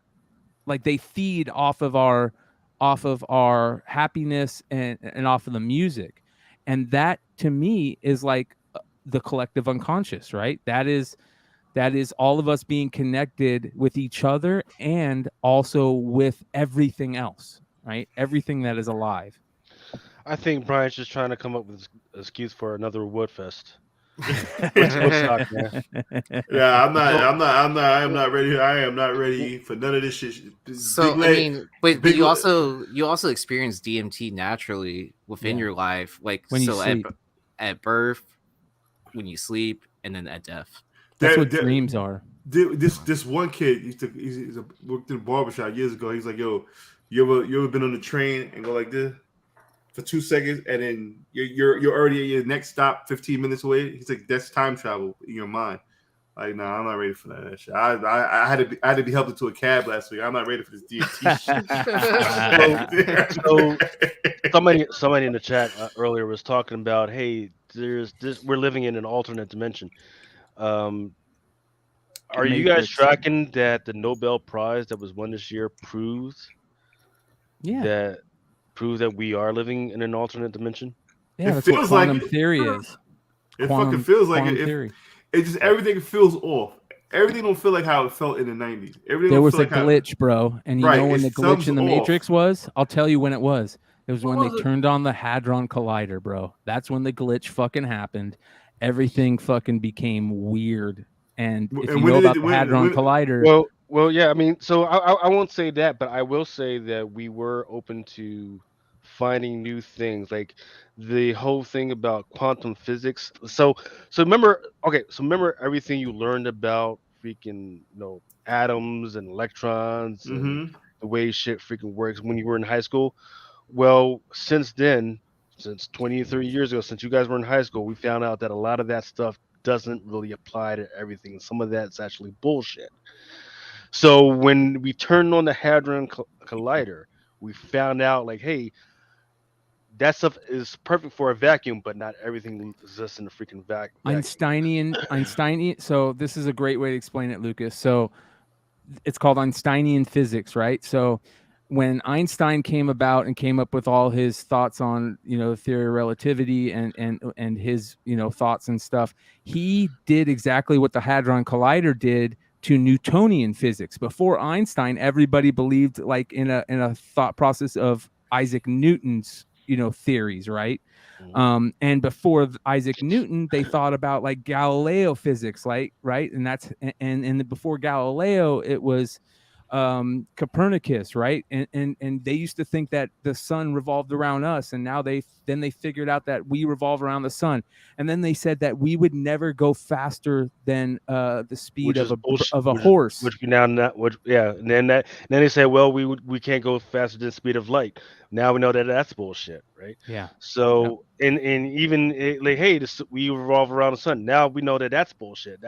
We are all we our planets and the sun are in a apogee of rotation around each other that's just hurtling 525,000 miles per hour through space, and we don't even really understand what all space is. It's not to say, hey, it's space. Is we're literally hurtling through matter and antimatter, And on top 525,000 miles an hour. on top of all of that, on the 31st of October, the government received a document or a thing from not the Department of Defense, but the National Intelligence Agency about UFOs and aliens that was supposed to be released to the public, but they made it classified, and we're supposed to be getting that data soon. Talking about that, yeah, they know that these things are not of this, not of human, and that it's not any other, country, or not some type of spy vehicle or anything. That was dropped off to the not Senate, Congress and stuff on the 31st. It was supposed to be released worldwide, but they decided to keep it classified. They were a little worried about it. So they're supposed to be starting to drop out information over the next week. That shit's That's crazy. some freaky. Yeah, man. Y'all over here worried about comic books. I just want to go to work next week, do the training, come home, man. This is crazy. Yeah, I just want Bitcoin. to get my money, go home, Yeah. comics. That's just keep. What they do? What they do? Say in Matrix, in the first Matrix. Say, I don't want to be in this world. Just put me in the Matrix, man. Leave me in there. Yeah, Brian, I you want and to I, stay. yeah, Brian, you and I, we're just gonna have to. I feel like we should, get on a podcast. You and me, we'll get on the News and Podcast. Diamond Clay, and let's do a review of all the shit that came up in 2020, the crazy shit, the crazy Hold side on. shit that came up in 2022. Hold on, when that thing that you said when they set it off, what year was that? What year did that shit set off? Ooh, The Hadron Collider? Yeah. Yeah. A couple years ago. Hold on. And I tell you, what's crazy is in Dan Brown, one of the Da Vinci Code, he was actually talking about 2008. the yeah, because that's around the time shit was starting to come off too. Mm-hmm. A lot of people thought so. It went into operation in 2010. And if What you were they remember, trying to do with that thing? They're trying to they're shooting two atoms at each other, and when they hit each other, they create a new element. A new element, and a lot of people thought that when they hit each other, they'll be creating black holes, which would create a black hole on Earth and this and that. But basically, when the atoms hit each other, they create a new element, and sometimes when you hit anything that's matter at each other fast enough, you can create antimatter. Yeah. We had never been able to detect. We knew dark matter, right? Dark we were energy. Not, yeah, so all this venom, dark matter shit. So yeah, we knew that there was a portion of the universe that we could not account for when it comes to weight. So we were like, well, maybe there's this dark matter, antimatter that's out there. That's supposedly that's what kind of makes up these black gravity. holes. Right. It's what it's what causes space to continue to grow. They can't figure out what causes space to continue to grow, right? Because space is ever continuing to grow. They figured that out. They think they figured that out this year. They think it's the muons. The muons are like one of the smallest edges of the particles, and what they think is like these muons are just kind of increasing the space in between them. So yeah. Once again, that's a whole other show. Yeah. Yeah, I'm about to say I just learned how fucking air conditioners work, refrigeration shit, fucking antimatter shit, man. Right. The Higgs bosons are a class of other particles, of which muons are like smaller than those. Yeah. So for those that weren't tracking, the cryptocurrency world went absolutely freaking bonkers. What? Bonkers this freaking week. Ethereum, right. Well, it was that the Binance, the FTX company, right? So it was a little drama in between these two titans, right? One guy had already lent one guy a whole bunch of money, and then he was trying to do something with the company, and then the answers that he was getting back from the other guy, from Sam, was like, no, something's kind of shady. So he put that on Twitter, like, hey, something's kind of shady. He's like, I think I'm gonna pull back out of this fucking deal. So he took his $70 million worth of money and just freaking said, you know what, I'm going home. And when everybody saw that he took that freaking money, everybody just made a run on the FTX and started trying to take their money out. What they didn't know is that FTX, they were heavily leveraged, all their money in one particular portion of that market. So when that happens, it's like any freaking bank. Each bank only has so much money at one time. So if a whole bunch of the customers run up to the freaking bank and start trying to take their money out, the bank's going to just have to shut down. So that's what happened with FTX. The crazy thing was the CEO of that company. I think it was like Sam Field or something like that. He actually earlier has went up to Congress and says, "Well, this is the way it works. We promised that we're not going to leverage too much. We're always going to have the customers' money." No, that turned out to be bullshit because what he was actually doing was taking some of the customers' coins and money and using that to pay for other stuff. Well, what was that other stuff? It was actually one of those things that he was spending the money on was his girlfriend's company, which was called Almeida Research, of which she was the CEO, because she had burned through her cash. So he had lent her money so she can posture her stuff well, and then she just burned through that cash. So basically, there's a whole bunch of motherfuckers running around with no money. So that's going to be interesting to see. And like it fucking just burnt down the house for for Bitcoin. So if you got Bitcoin, the only reason why you don't see all this shit red is because they froze. They actually froze the crypto coin market, or especially when it comes to FTX, which was it's like the fourth biggest freaking crypto coin market out there. So that's the only reason why. So keep an eye on that, and please Is stay that safe. I hope you don't have retirement accounts in crypto coin right now. is that the same dude that lost like $14 billion or some shit like that? Well, I think it's more than that, but yeah. Whoa. I just feel like this cryptocurrency shit is that and fucking NFTs. None of this shit is panning out to be what people said it would be. That It and just feel trading like cards. That and trading another cards right fucking now. pyramid And pyramid comics. scheme. All of it. Man, so here go the thing with comics and trading cards, and why I will always never regret investing into either one of those, because they have intrinsic value outside of just it being worth money. You can get enjoyment out of it, personal enjoyment. You can build you a collection, have fun doing that. And And with NFTs though. man, nah, because that you can't hold a damn NFT. But I Steve, know- you can still collect them. You can still get personal copy and enjoyment out of paste. them. I can copy and paste your fucking NFT. I agree Dog, with you, but I got that same thing. yeah, but I can- agree with you, but you don't have the same thing that's worth the amount of money that these guys do, whether it's $5 or $10. Your copy doesn't have that blockchain with But it. I'd rather have the free one that ain't worth nothing than to have the one that I paid $1,000 for that's now worth $5. I agree personally. Yeah, the thing, I never understood that fucking, what was that? The NBA shit, Top Shot. Time Shot. I was like, yo, I can watch the shit on Sports. I go to YouTube and watch the same clip. Why the fuck I gotta pay for this? Well, I did. Right. You know what's Let's funny say- though, say- Ninth, you know what's funny? The way you're talking about NFTs, people talk about comic books. Right. But comics is like you can physically hold it. It's like I don't. Yeah, but still, people say I don't know why people would you get nothing out of comic books. Why not put your money in gold or bullion? Why not put your money in cash? Go buy some diamonds or go buy. Yeah, why not put your money in real estate? Like, what are you doing? Put your money in comic books. There's nothing. Well, see, you gain nothing out of that. You know, I like look at they're that saying two the different exact ways. same thing.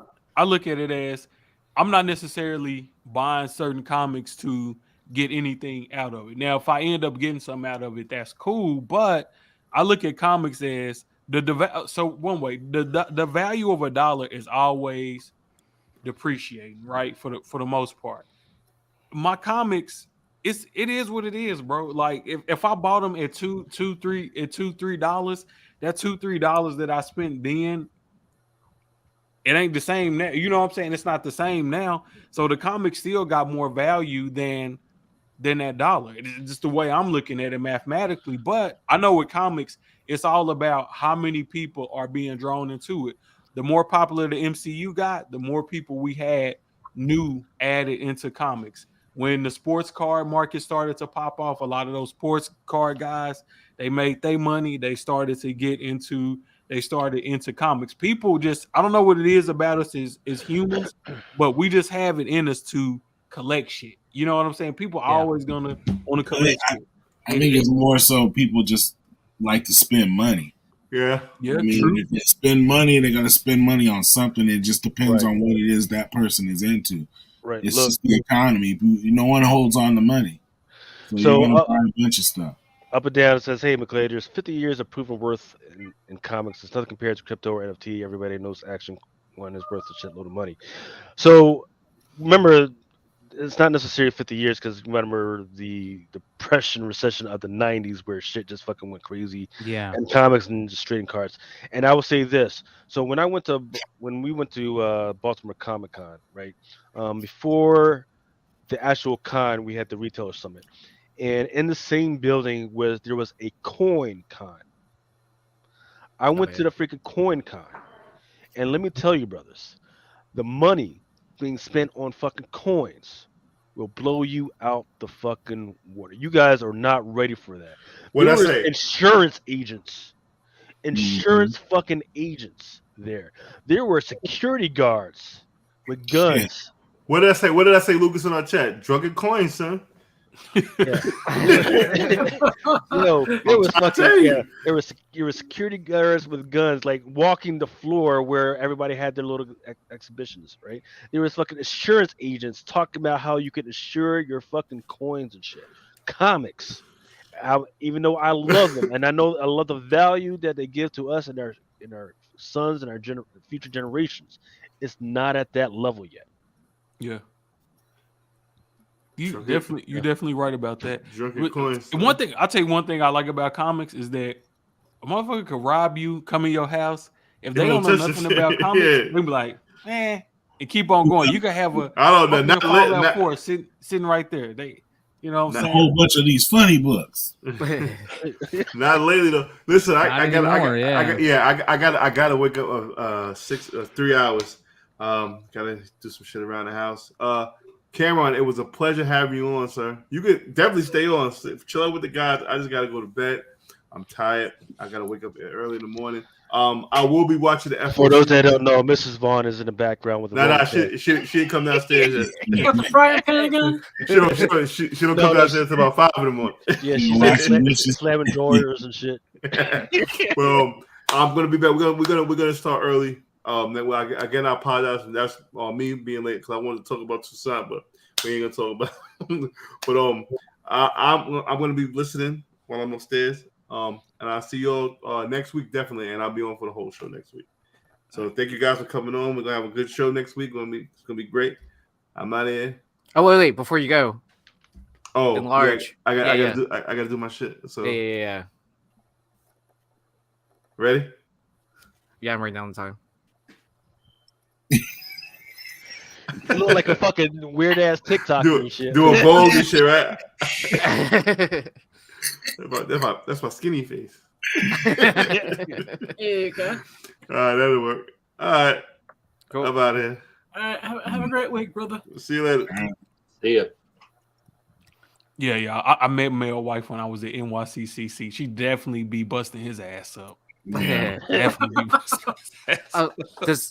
So speaking on the NFT things and all that, does anyone know what happened with the Bored Ape stuff? Is that related to what you were reporting earlier, Lucas?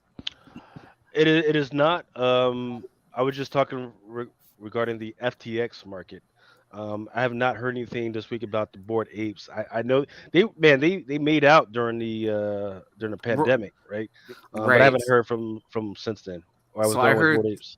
I heard like something like the buy-in price now has dropped significantly On from all what? NFTs. Is that all NFTs? Yeah. I can tell you this. I know a guy who was big in the board Ape Yacht Club. Yeah. He talk about it every day. He don't talk about it no more. He's not saying nothing about no board Ape Yacht Club. And you can just tell when something was doing good and now it's not doing as great, and everybody. Yeah, I don't hear none of the NFT guys. Well, hey, listen, I'm going to play devil's advocate right here because I agree with you most on this, but I do that show every Wednesday, and two of my co-hosts, Vinny and Marcus, are big into NFTs and stuff like that, right? And they'll even tell you that shit has fallen way down. But just like the price of comics has fallen way down, what's coming in the future with this NFT stuff, the NFT stuff, what's important about it isn't necessarily just the art and stuff. It's what the blockchain gives you, and the ability to continue that ownership, and also like utilities with NFTs. For example, the Bored Ape shit, right? If you guys remember, Seth Green had a Bored Ape, and he because he owns that Bored Ape, he can now take that Bored Ape and create a TV show with that specific Bored Ape, which he did, right? Then he got fucking hacked. They stole that Bored Ape for him, and he couldn't do the TV show anymore. He had to rebuy his Bored Ape from the people. They were ransoming it for like $200,000 or something. He bought it. That TV show is coming out, and not only does it have his Bored Ape in it, it's got other people's NFTs in it that are actors in the show, right? So then their Bored Ape goes up in value because they own that quote unquote Bored Ape, right? That NFT. Then you take a look at what's going on in the metaverse, right? We're all old 40-year-old babies, right? We don't know anything about what's going on in the metaverse and all that stuff. All these young cats are straight up Ready Player One, real world, right? And you look at people like Snoop Dogg, who's buying up all this quote unquote real estate in the metaverse, and his avatar is going to be his Bored Ape or whatever, right? And so you're going to be able to use the NFTs that you own as your avatars in this meta world, right? And nobody else will be able to use that avatar but you. So when that starts to happen, if you don't think those prices are going to go up, you're crazy. Now, does that mean they're going to go up back to where they were? I don't know. Does that mean they're going to go higher than where they were? Who knows? But the blockchain and the utility is important. So, for example, the utilities. If you went to this NFT event in New York this last year, and I could be a little bit wrong about this, but I have the idea right, and you bought your pass, which was an NFT, right? Same thing they're doing with Super Bowl tickets this year. They're going to be NFT, so you won't be able to send your ticket in to get graded and collectible. It's going to be an NFT. Well, they even did it last year. Yeah, right? if you have that NFT, now they say there's utilities with it. If you own this. If you own a Super Bowl ticket NFT from last year, you can get into this club for 10% off in perpetuity, right? And then say you sell that NFT. Now the person who owns that NFT can get into that club 10% off. There's all these utilities that come, right? You get access to special things having owned that NFT. That's the interesting part. And now they're pairing it with physical items, which makes it even more interesting. Yeah, so I mean, I was listening in when Marcus was talking about that like, you know, only like certain NFT owners, you know, like say I want to go to this event, you know, I don't have an NFT, whatever, I have to pay $200-$300 to get in. If you're a part of this, like, you know, almost like unique club, and you own this, you know, blockchain technology, you can get into this event for free versus someone else that's paying like hundreds or thousands of dollars to get in. Yeah. So it's, you know, and it's, big companies are partnering. Big companies are partnering up with the NFTs. I mean, we talk about it every Wednesday. There's some new company that's partnering up. Look at we talked about this last Wednesday. That Crapopolis stuff, I think it's called Crapopolis. That's what it was. Yeah, it's a new show that's coming on after The Simpsons. It's all based on NFTs, right? And you can own these. They sold these eggs, these NFT eggs, and after so much time, the eggs grew into a chicken, right? And you have all these utilities if you own those chickens. You know, if you own an NFT from that, you have all these extra things that you get. And now, if people like that specific chicken, they really like that character on that show, that can cause your NFT to go up in value because people, they like the chicken that looks like Billy Idol, right? So that's their favorite character in the show. So they're going to look to be buying that NFT, or you can make prints of that NFT or this and that. You own the rights, the artistic rights to that NFT, if that makes sense. My boy gave me a wallet. I never use it. He gave me the blockchain, all that shit. I don't got time. Super interesting. It's weird, but it's super interesting. Know there's a lot going into it. Like it's, yeah, I know you have to own one in order to be able to even have crypto. Like you can't even purchase crypto unless you have a wallet. The only thing that's NFT related, they call it an NFT. I don't necessarily classify it as an NFT. Is DraftKings has what they call rainmakers, and basically It's basically it's a virtual, it's a non-fungible token of certain players, and you got like different levels of rarity into them. And so when you do fantasy football on Sundays, you can build a lineup with these players. The dope thing about it is normally with DraftKings, you got to pay to enter contests. If you own these cards, you don't got to pay to enter the contest. So if it's a tournament and the top prize is $100,000 and you own enough cards to enter that contest, you can enter that contest and you got your shot at winning $100,000. Now, so the dope thing about it is let's say you bought a bunch of Trey Lance cards at the end of the season, at the beginning of the season. Them Trey Lance cards ain't worth nothing right now because he got injured. Right? He on IR, they saying he not coming back for the season. Now the 49ers saying, well, he might come back. So all the people that sold their stuff or that threw it on the marketplace for $1, they scrambling to go and take it down. Oh, I gotta take it down. They saying Trey Lance might come back this season. He is not coming. I made a mistake. Matthew Stafford, it popped up. He was in concussion protocol.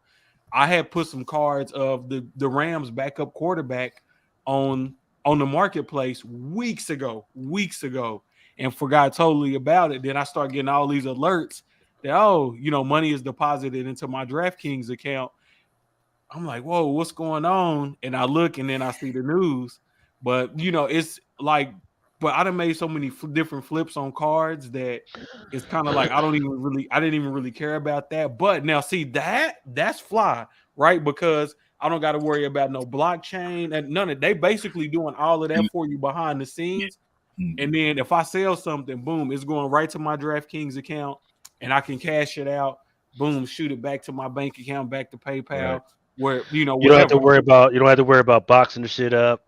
Exactly. And you don't have to worry about it getting lost to shipment. Exactly. I don't have to worry about no blockchain, none of that bull.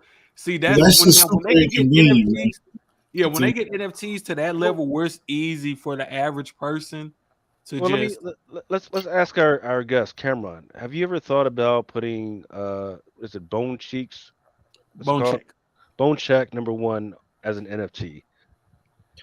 I think if the utility and the roadmap was something that was wanted by fans and people who saw value in that, then yes, because in the end, it's like NFTs are like tickets, right? Like you take these tickets and then you access what they allow you to enter. And that could be a place, it could be a thing, it could be benefits. So yeah, like I do feel like, we've already hit all the steps that need to happen. Everybody who's talked about NFTs have already said points that everybody on Earth needs to hear for this to actually start to be understood and worked out. Ninth Wonder already said it has to be easier. We have to make it so that the wallets are more approachable for people because NFTs, I do feel like they're a little bit more accessible too. Accessibility. That's what it is. Trading cards, right? I'm a huge trading card collector. And if you're a trading card fan, guess what you probably know about now? NFTs, because the collectability in the print run. That's why comic collectors, trading cards, NFTs. We're hearing about it a little bit first. So yeah, I would happily create projects and have been a part of projects where it's about NFTs and things need to move a little bit further forward because you also realize that just like all businesses, like the influence of media and the influence of social media plays a huge role in the success of an NFT project right now. So like, you should also realize that that's something to consider. That sometimes right. You know what I don't understand is how these comic book companies are having these 1-to-500 ratio, 1-to-1,000, and a NFT doesn't come along with that shit. I don't understand that. Yeah, and see, I thought it would be dope. An idea I had was that especially a big company like Marvel that we know is not going anywhere anytime soon. Like they should have their own little metaverse for comic book collectors where it's kind of like make it like a social media space, right? Where we all could be friends on there and I could go in and I could look at Brian comic collection. And if we friends, I can go read his amazing Fantasy 15. I can go and read his Ultimate Fallout 4, whatever. And you know, every comic that you buy, instead of it coming with a code for you to be able to read it on Marvel Unlimited, let it come with let it come with an NFT. You know what I'm saying? Like maybe those 1 in 500s that they do, 1 in 1,000. If you get the NFT of that, maybe it has like different artwork that wasn't published in the original. And if you got that, all of your, you know, you can go in and look at it. Your friends can Aren't go they in doing that with and look Vivi? at it. But with Vivi, I think it's just, I just think it's like they do have like rarer versions, but it's just like you It's can. older. It's like the old. Some of them are like older comics, and some of the artists for the cover artists try to do it NFTs for their own art, and they got and Marvel and DC sent them cease and desist on that shit, which is fucked up. Yeah. So during the Diamond Retailer Summit, when I was sitting in some of the different panels, I sat in on the overstreet.com one. And so that was a very interesting panel because they don't have a lot actually developed for it right now, but they're still like they have a lot of plans for what's going to happen in the future. You know, they're building up their database. You know, they don't have like any variants like currently on there. They're planning to add that. You can look into other people's collections of what's on your want list and if people are selling it. And then eventually, like, you know, they're going to link it to like either like an eBay store to your website. You know, they have that contact information. Right. And so what I found interesting on top of that was that if you're a Diamond account holder right now, you have access to this already for free versus like someone in the public where Yeah, I you'd have keep to pay for. forgetting about that. Yeah.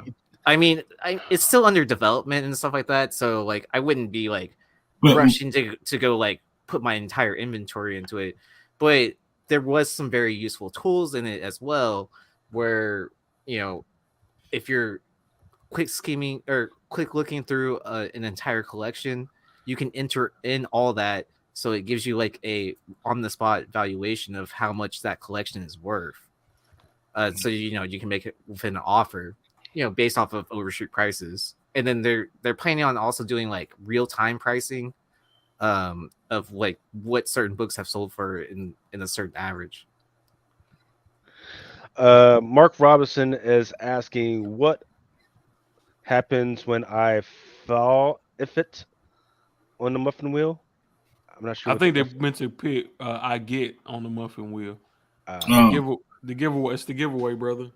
But you know, NFTs, man, like I said, I'm look, I just when they get to a space where it's easier to access and we, you know, and they offer more cool shit, I definitely buy into it a little bit more. I just think with some of this technology, like NFTs, Bitcoin, we just jumped out there too soon as a society. We wasn't ready for all that. Like I don't think we were ready for the internet when we got it, you know. but I I don't think we think were ready for the internet we got it. I don't think we were ready for social media. When social media became where you could go live with your phone, video, upload pictures in seconds. I don't think we was ready for all that technology when we got it.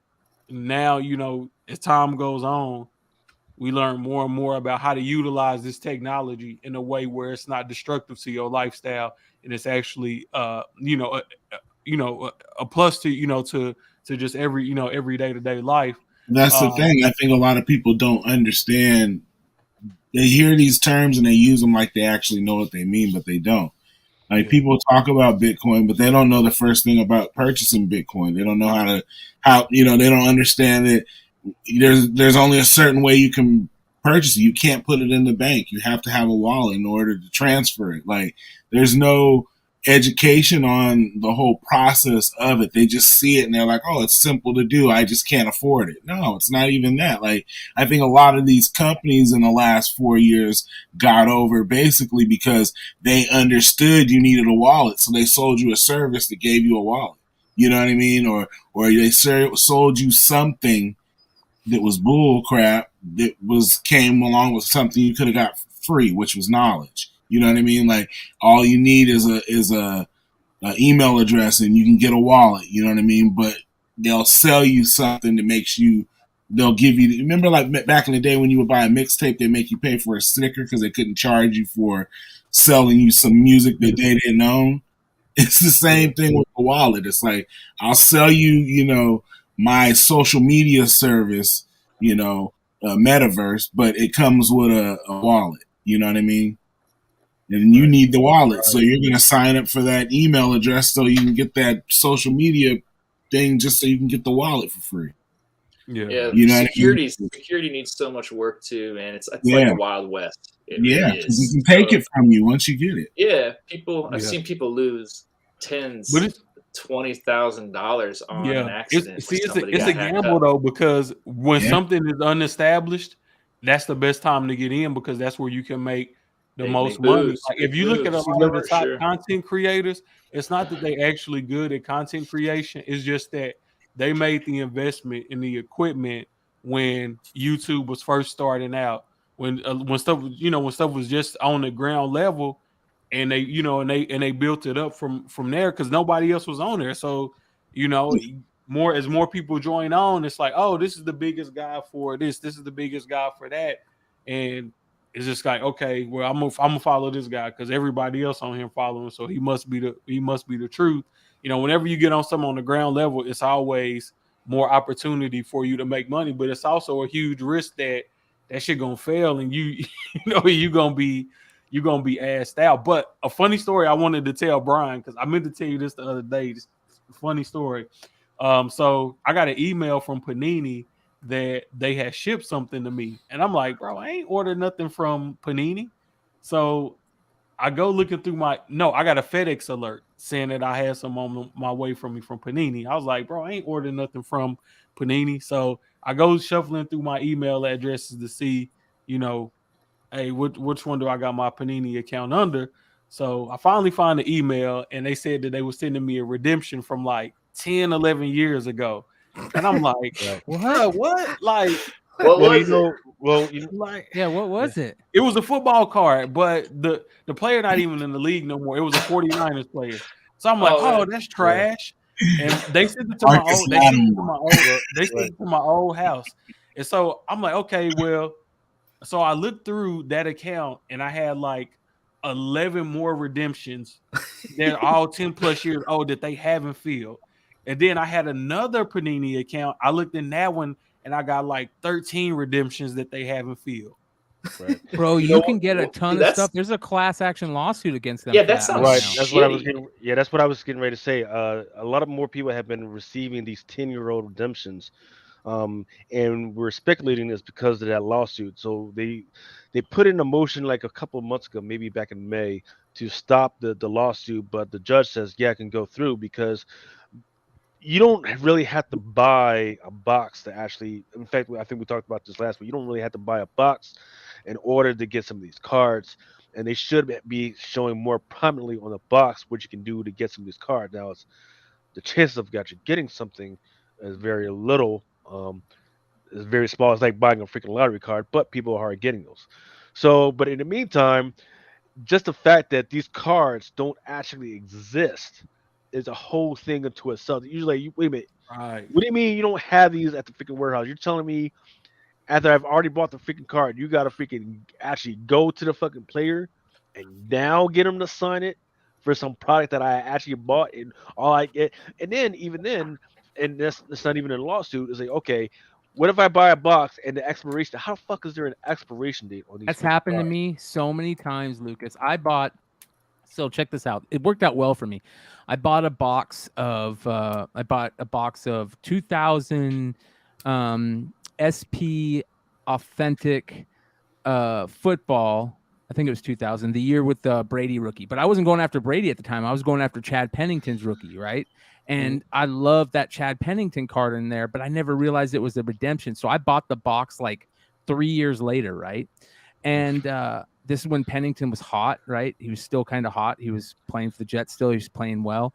And I get the box and I pull the fucking Chad Pennington redemption for that card, dude. I couldn't fucking believe it, right? So I sent it into Upper Deck. It had just expired. They're like, sorry, you get nothing. Like, That's fucked. too bad for you. We're not Yeah. talking about like thought. We're not talking like 5 years later. That was only fucking 3 years. That's like within a Well, contract year. I mean, But come here and on. go I'm my thing. fighting talks with that right now. I don't understand that because if you should only have a certain amount of redemptions for a certain amount of cards. So why is there even an expiration date? I understand, like, hey, we don't want somebody to come in and try to redeem a 15-year-old, redemption. I understand that part of it, but But you never gave it to the rightful owner. Like you still shouldn't. I mean, you should still yeah, keep. you should stay. You should stay. If you only printing a certain amount of them, the redemption is good until all the cards are redeemed by the Right, rightful yeah, and then no one owner. does, Well, and when it does, that card is still available. You know what I no, mean? it's when these companies mess up and then they have to save their asses and then throw them into random packs, silver packs, and then or in Panini's case, the black and white boxes at nationals. Like those cards that end up in those boxes that are one of Yeah, ones. just old product. They're just old products that weren't redeemed, and then they just relabel it. Yeah, but I saw all those. I forgot I had all those redemptions. Dude, in that's there, man. awesome, Like, bro. I was You like, need to make bro, a video on that. You seriously should make a video on that because other people will see that, and Panini should be sending you extra shit for that, man. I sent them a long email, from customer service, and I was just like, pretty much, I was like, here go the thing about it. If they, so I need to go check the tracking on the card because I sent them the email the same day. I was like, hey, I don't live at this address anymore. This redemption is 10 plus years old. I don't understand why y'all would send this without checking first, saying, shooting me an email, something saying, hey, we about to send you this card. We understand this redemption is 10 plus years old. Like, do you still live at the same address? Something like that. Like, it was really no prior warning. They just shipped the card out, right? Like, no prior warning on the 10-year. I want to say it was like 11 or 13 years old. If you think about that, man, how long ago that was. And in my mind, it don't feel like when I went back and I looked at like all the redemptions and stuff, like I could remember how the cards look in my head. I was like, man, it don't feel that long ago that that I opened that product up, but it's kind of like a time warp because like I sent the redemptions off and all of that, and then I just forgot about it because I knew it was gonna be a long time, you right? And then since then, like so much stuff, that doesn't happen that it's like, yeah, we forget about it. We let them we off just forget easy. about it. Yeah, I'm Yeah. like, dang. I'm like, but now it just feels like it was yesterday because because I remember, sitting down in my, in my old house, the exact spot that the room that I was in, the way the computer was faced. Like I remember going through and filling out, and submitting off all those redemptions. It was just like, man, like it's just like it's unbelievable that it could take them that long. And I understand why it's a class action lawsuit because when you think about it, man, like I don't even want to think about how much product I bought to get all of those redemptions, like, and for not to get any value of it. And then seeing on top of that, a lot of the cards now, even some of the good ones, they're not worth near as much now as they would have been worth, 10 years ago. While some of those players Oh, were just still, selling the redemption card yeah, itself. yeah, just selling the unscratched. redemption, yeah, or even if they would have, even if they would have sent the redemption back in a reasonable amount of time, like some of those players were good prospects, things of that nature, and Yeah, like people like Trent Richardson, Johnny Manziel, Baker yeah, Mayfield, that's like it. these players. Yeah, that's a huge. It's a My- huge Thomas. My Man. coworker hit a Kaepernick redemption.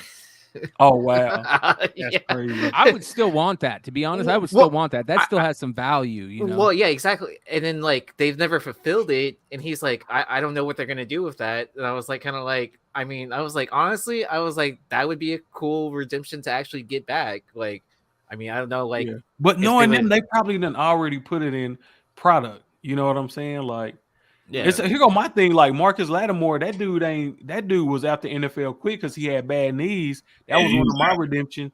I'm like, it took them 10 years to get this dude to sign product.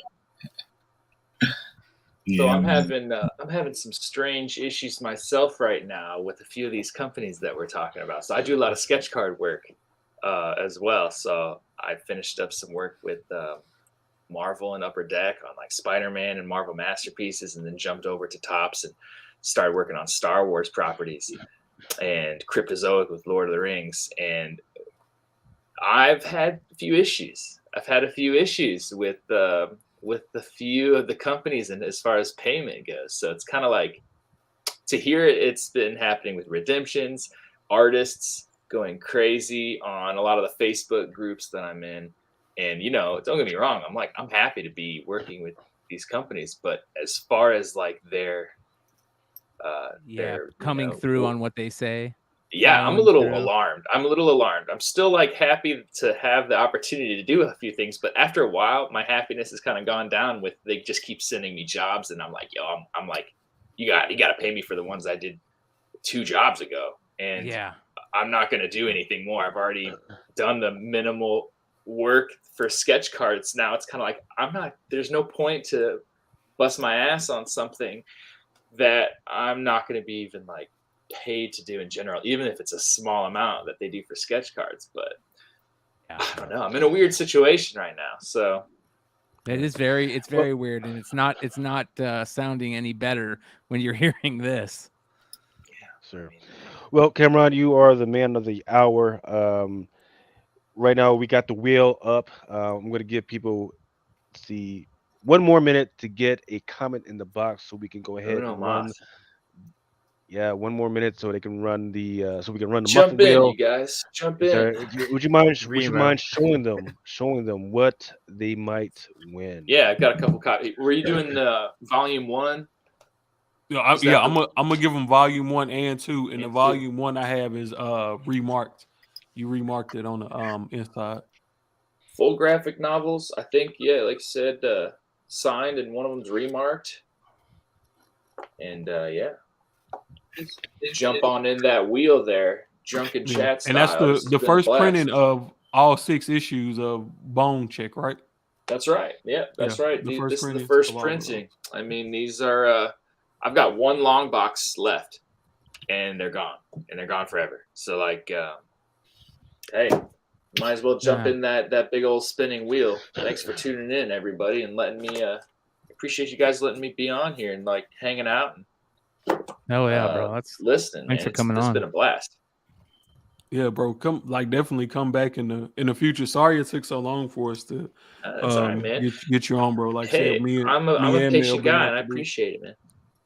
Yeah, for sure, man. For sure. I'm just happy that we was finally be able to get you Look on. at him! I'm Look really, at him! Look at him go! Look at him go! I'm really more surprised that you got published so quick, man. I didn't think it was gonna happen this fast, man. I mean, it did happen fast, but it's also kind of like I knew going into C2E2 that something's gonna happen because I worked on trying to get things like set up in that fashion for somebody at least to. I had multiple kind of meetings scheduled up to at least pitch a book. So like, I don't know. So it only took five years to find something that I was comfortable going into, but well worth it. I'm really excited about the future of everything. So yeah. Did have any stores hit you up about doing like store exclusives or? Yeah, I've got maybe three to five that are pretty concrete at the moment. Not for Bone Check, but like you doing art on like another book, like. Yes, I've actually got 4 in the works right now.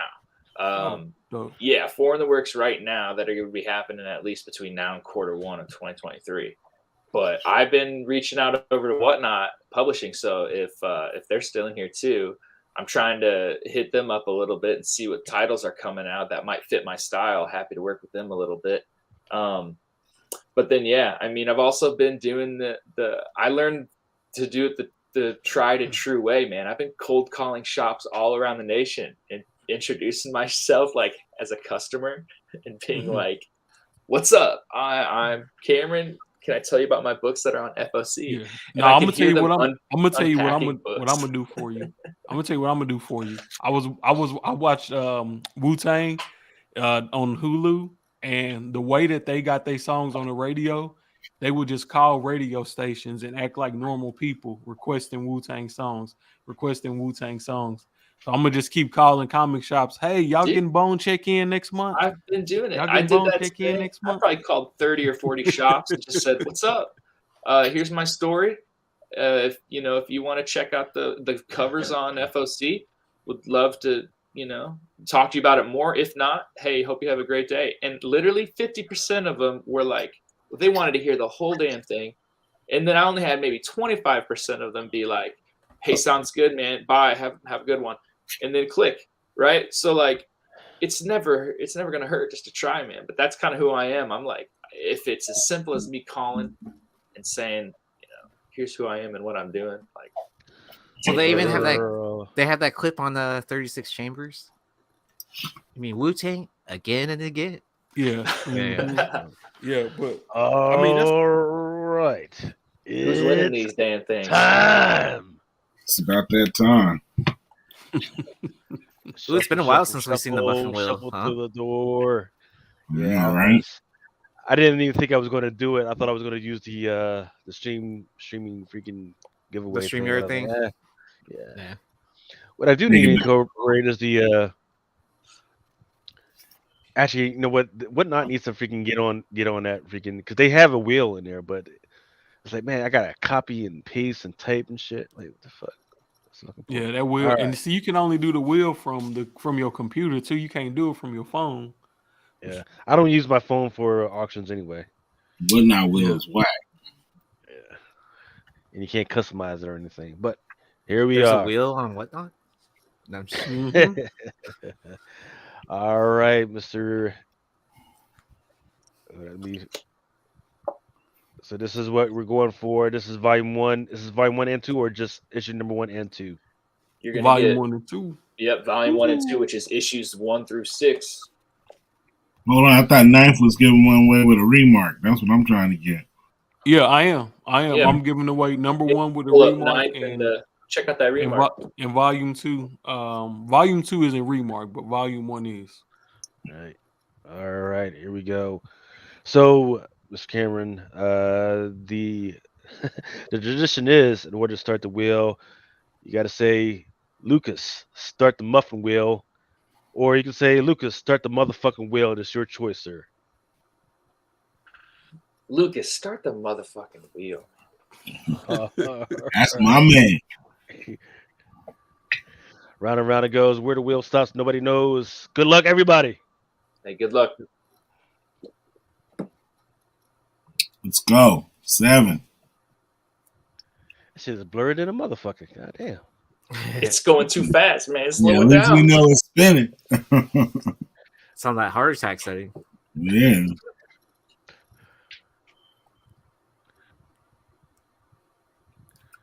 I ain't trying to win so you can keep them books. Then people really call it rigged. It just get me up. I really Let's do go. want to keep Come on, let's go. Come on, keep going. Keep going. Stop on your for boy. real, because I handpicked that volume 1 because it had the coldest remark in it, man. But now somebody else gonna enjoy it a little bit more, I'm sure. Who is it? Mike Chacon. Ooh, Marvel Man. My guy Marvel Man about to win it. Marvel, Yes, sir. man.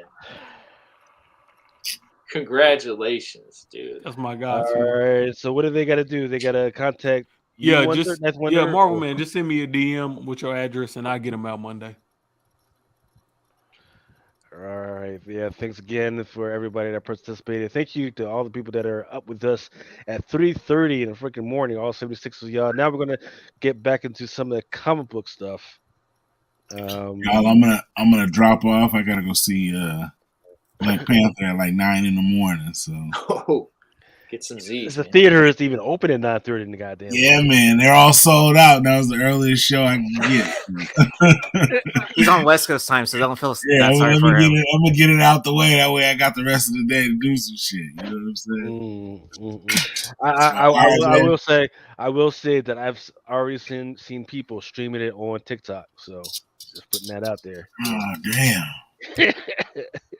And Damn, you saying it like I need to go buy it for $10 at 7-Eleven or something. I'm about to go see it, and you know what I mean. go, look out, Yeah, look out for your man. $36 a person. You know what I Yeah, mean? They gonna yo, bring me alcohol and shit. I'll be drunk at 10 yo, look See, out for you're your not man buying at Black the barber Panther. shop. You're buying a on Snickers on a bar. Saturday. You know what I'm saying? I'm Yeah. trying. I don't know, man. I'm gonna have to still try it out, even though, man. But Look all out right, for man. It was good seeing you guys, man. good Like seeing you. always. You got Next week, a whatnot show this weekend or nah, man. He was I ain't one got and no done. time. I He ain't was got one no and time done. for that right now, man. For sure. He was I one and definitely- done. Actually, I don't know. After I see tomorrow, we might have to.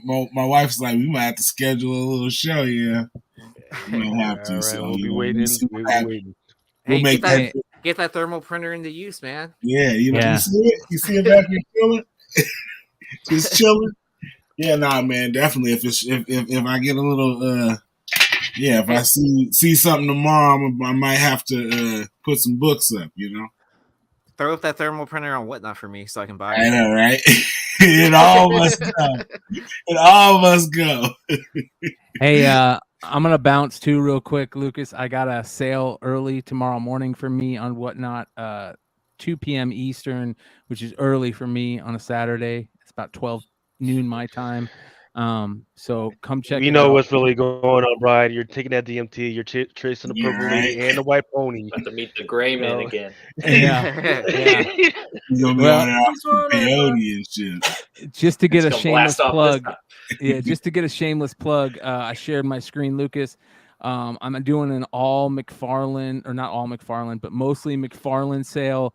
I'm gonna have a bunch of key signed McFarlane, already signature series signed, graded. If you guys, didn't make that signature series, or it's too expensive for you to get stuff signed by him, I've got a ton of raw stuff. I've got Battle Beast. yeah, a ton of the Battle Beast books, slabs, and a ton of McFarlane era Spider-Man stuff, including Amazing Spider-Man, the regular Spider-Man run, and then a ton of stuff from my old sales. I've got toys, DC Multiverse McFarlane toys. I'm gonna have all kinds of McFarlane stuff. I'm gonna go grab some Coyote McFarlane stuff, some of his DC stuff, some of his real early stuff. So come check it out. 2 p.m. tomorrow. 2 p.m. Eastern on whatnot. It's gonna be a lot of craziness, McFarlane style. So come hang out Right. with For us. those that aren't following Brian McClay and all this stuff, you can look at that link tree that I have down there. Make sure you get up on all of this stuff. No. So Have you? By the yes. way, these are also going to be available. Have you guys seen these? Look how badass these things are. What are those? These bro? are the DC Multiverse series, and dude, this Hellbat, he's got wings that are like 8-inch wide wings that come with it. So these things are badass. These will be available at $20 starts. So they're sealed, never been opened. Just super dope McFarlane toys. So there'll be toys and comics available, and cards. I've got boxes of cards. I got Garbage Pail Kids, unopened Garbage Pail Kids. You name it, man, I'll have it. Everything but cannabis, which I don't think I can sell through whatnot yet, but I'll have that too. So come hang out. That would go in that other category that's at the Yeah, bottom. exactly. Killing it. Yeah. That's I'd the be same breaking category I'm through putting all. suckers in. That's for the tip jar, right? Amen. Amen, brother. Amen. So much love, you guys. right, And Ryan. tomorrow night, Modern Comic Mayhem Beyond Wednesdays. We'll see you later. Hey, Cameron, it was nice to meet you, brother, and continue doing what you're doing. Hey, Thanks, Brian, man. real quick. I never monetized that video from the other night. Don't worry about it. And I want to say on that, it was a great video. If you guys didn't see Yee, International Comics, Josh, Rob Ford, was Rob there? I think I saw Rob there. Rob was there. and Matt Royable. You guys live streamed the Heritage Foreign Comic Auction, and it was super fun to watch. So make sure you guys go check it out on Beyond Wednesdays. It was on Thursday night, and it was a great fun. And I can't wait till Josh and Rob start that foreign show and we get that rocking over there, because it's gonna be a lot of fun. Yeah, most definitely. All right, much love, you guys. I'm out. All right, man. Thanks. All man. right, y'all. Everybody. Peace out, man. All right, thanks, Remo. See you, man. All right. Next, what we're going to do is I didn't bring up the photos, but I do have the list that you put out. The Hidden Yeah. Gems by Blind Adam. Yep. Um, DC Pride 2022. What was your thoughts on that one? This is got the playing Batman story by Kevin Conroy in it, and it's a biographical story of how he got the part of playing the voice of Batman and his struggles of being a closeted gay person. And Really? I'm really just I worked with Kevin over the years at different conventions, and he was just one of the nicest, sweetest people I've ever met. And his passing just really hit me. Right. It's also the first appearance of what's her name? That transgender superhero. Um, I as forget like what his the name. Dreamer thing is also in there, and Right. I forget what that superhero's name is. and it's also Also, it also has a really book also has a really sweet foil Jan yeah, Bartel the Harley and Ivy cover too. right. Also, you have on here a Batman animated 1998. This is a was a book all about Batman the animated series. It was done by Chip Kidd and Paul Dini, and it goes into the entire creation of Batman the animated series. I just thought it was a cool book. Right. Batman Adventures number one. Uh, Once again, just the first appearance of the Batman animated universe in comics, and I just put it on there because those books are top and high grade. Rise of the Black Panther number one and two. The photo covers. Uh, I don't know, Wakanda Forever being out, and I just really like those photo covers, and you know, just I like the two better when I do the one because it looks like the movie poster. Uh, and that's my way of just saying fuck cancer because every time I sell those, I donate money to some cancer charity. So that's just That's good for you, brother. Black Panther Man Without Fear number 513. this is like one of my favorite runs in comics that doesn't get enough love. It's where T'Challa takes over from Matt Murdock after I forget the name of the story where Matt gets possessed by the beast of the hand, and it's basically T'Challa proving himself by being the protector of Hell's Kitchen. Just it's an amazing story that I really enjoy. Right. Will they do it? Uh, Will they do it in the MCU? Probably not. well, yeah, they're gonna have to find a new Black Panther in the meantime. Yeah. Back issue magazine number three. Joker by Bolin cover. Yeah, this is basically has just a really sweet Joker killing Joke comics by Brian Bolland on the cover, and those Killing Joke comics and cover references do really sweet. I didn't know that one existed until today. Yeah, it's pretty. Dang it! Now you're crazy. making me having to add another like. Yeah, I did Killing that just for Joker easy. Oh, thank you. And also International Comics, who has a huge collection. But it looks like Cameron has to go, so Yeah. I just chatted into the private chat saying I don't want to interrupt you guys, but I'm gonna bounce out of here. Thank you so much for having Cameron, me. thank you so much for your time, and your book sounds awesome. I'm definitely gonna check it out. I appreciate you guys. Thank you. And this is a Roger. blast. I barely stay up this late ever, but it's like it's hard not to just kind of tag in and like have fun. So I appreciate you guys. Thanks for No, I having me. appreciate you, sir. Once again, the one that is on FOC is called what? It's called Cheek Bone number Check. Yep. Bone Bone Check Check's number on one. FOC. And That's it. Right. So we got to releasing- make sure you get yes, sir. Make sure you get those orders into your local comic book shop Sunday. That's Sunday, right. Sunday, Yeah, Sunday. so That's Yeah, right. Sunday. Um, It's coming yeah, up soon, man. Coming up right. soon. And then if your local comic book shop has no clue, no clue what you're talking about, definitely hit me up and I will freaking get those orders in for you. And don't forget, I'm having a deep discount on that stuff to make sure we freaking support this man and support this really beautiful art. So yeah, definitely check that out. or at least make the phone call like Wu Tang and be like, That's "Yo, right. are you getting that bone check in?" Hit him up. Bone check, you guys. Thank you. It's Drunken Chat, son. You guys have a amazing morning. Peace. Peace. Thank you, Cameron. Thank you. All right, everybody. That was Cameron T. Johnson for Bone Check #1. Great guest, and I hope we have him on soon. Um, let's see, and then where we at? Uh, Also, Adam, you also had Shazam from the 40s to the 70s. These are this is a hardcover book that came out in 1977, and it actually has a reprint of the Marvel Family #1, the first Black Adam in it.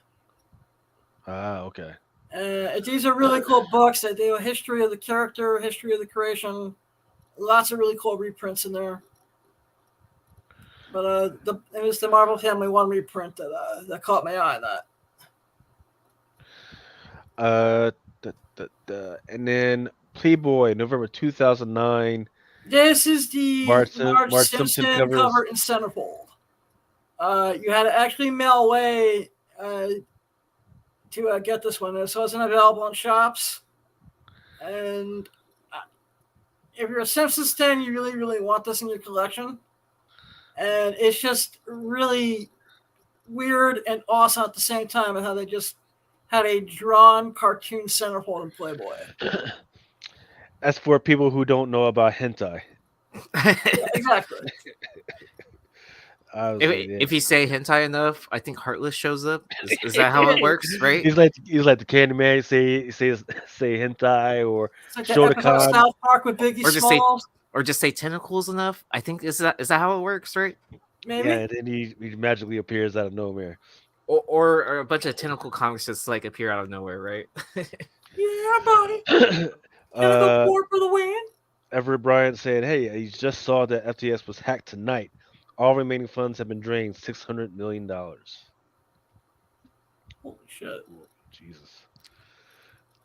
And then Cameron's Instagram was Cameron T. Johnson, just like it was on the screen. All right. So, just for Marvel Man. I'll remember that when I'm able to get back on Instagram. Those bastards.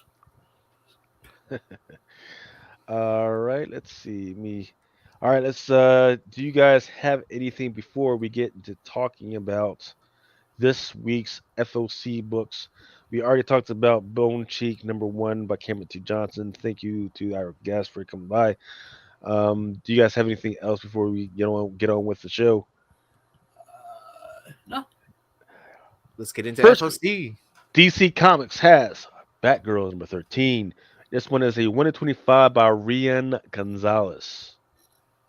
So it looks like she's got her own little Scotty Young type of style where she's got the little dolls and whatever going around and shit. But I don't know. It doesn't look like as colorful of a palette that she normally uses, right? Right. Or is this coming out towards like around like, I would think like, if this was released around like Valentine's Day or something like that would make sense, right? Right. Like with the heart, with the bright color. Well, yeah, Valentine's Day, February, but this is coming out like November, end of November, early December. I think it's in December actually. So I don't know what they were thinking about this one, but yeah. Batman Gotham Knights, Gilded City #3. Keep an eye out on those video game joints because they do have a code, and I think when you collect all the codes, you get something. Batman Incorporated #3. I was about to say, is this a Moon Knight cover? It is. It is not. Well, see, that's what the interesting thing is because you got the Moon Knight, then you got this guy who's dressing in all white. In Moon Knight, you actually has the new guy who's called like the Full Moon guy or something like that. In this one, you have a guy who was the assistant to the Ghostmaker. His name is Phantom One. His first appearance was in Batman Incorporated #1. Is that the Clown Hunter guy? Clown Hunter? Yeah. Okay. Well, Phantom One, that's not the clown. I mean, no. Yeah. Well, I mean, on the cover that's on the yes. left, like on the character that's on the far right. Roger. Yeah. Yeah. Danger Street #1. There is a bunch of new characters in this one. I just don't know what direction they plan on going with those guys. None of those characters are on these covers, so DC spec, man. Like, what do you know? It's like, all right, nobody. Like, I can tell you, What? there's new characters in there, but nobody really DC cares. spec is very hit and miss. Well, I mean, is like half of DC right now? Is that just like, oh, this is a cover buy for me? You know what I mean? Yeah, Like, Yeah. is that seriously? I mean, I don't know if that's sustainable in a market, like unless you're like diehard fan of like whatever artist or whatever. But you know, if the book doesn't have substance in it, it doesn't do anything, right? Or I mean, Dre. even if it does have substance on the inside, no one's reading it to give a shit, right? Hmm. Yeah. What was the last?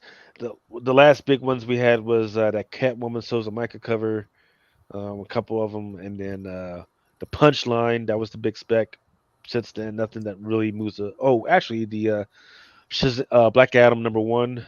I Yeah. think that was the Yeah, Lucia Perillo, but everybody's forgotten about it since then. So I think this is a good time to freaking pick up nothing a lot of these. sustains in DC.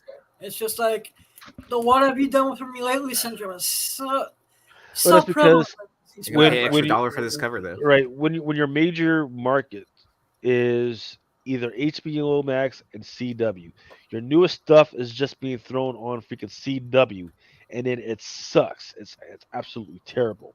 The I stuff that mean, you're putting on HBO. the HBO Max stuff is amazing, but there's no promotion behind it. Well, don't forget you got older characters. Peacemaker, like how long has he been around? You got the DC Titan stuff, that's fine, but those characters have been around for a while, right? They're not really promoting any of the or putting any of these newer characters on the screen right now, and nobody cares. It's like, all right, well, if you don't care about these characters to put them on the screen, I'm not gonna pick them up in the books. Dark Crisis, Big Bang #1. Interesting stuff. I kind of like the middle cover where it has like the Joker from the Joker henchman from like the first. Right, that's Uh, a Nathan Zerdy stock cover. yeah, but the Wonder Woman on it like kind of throws it off.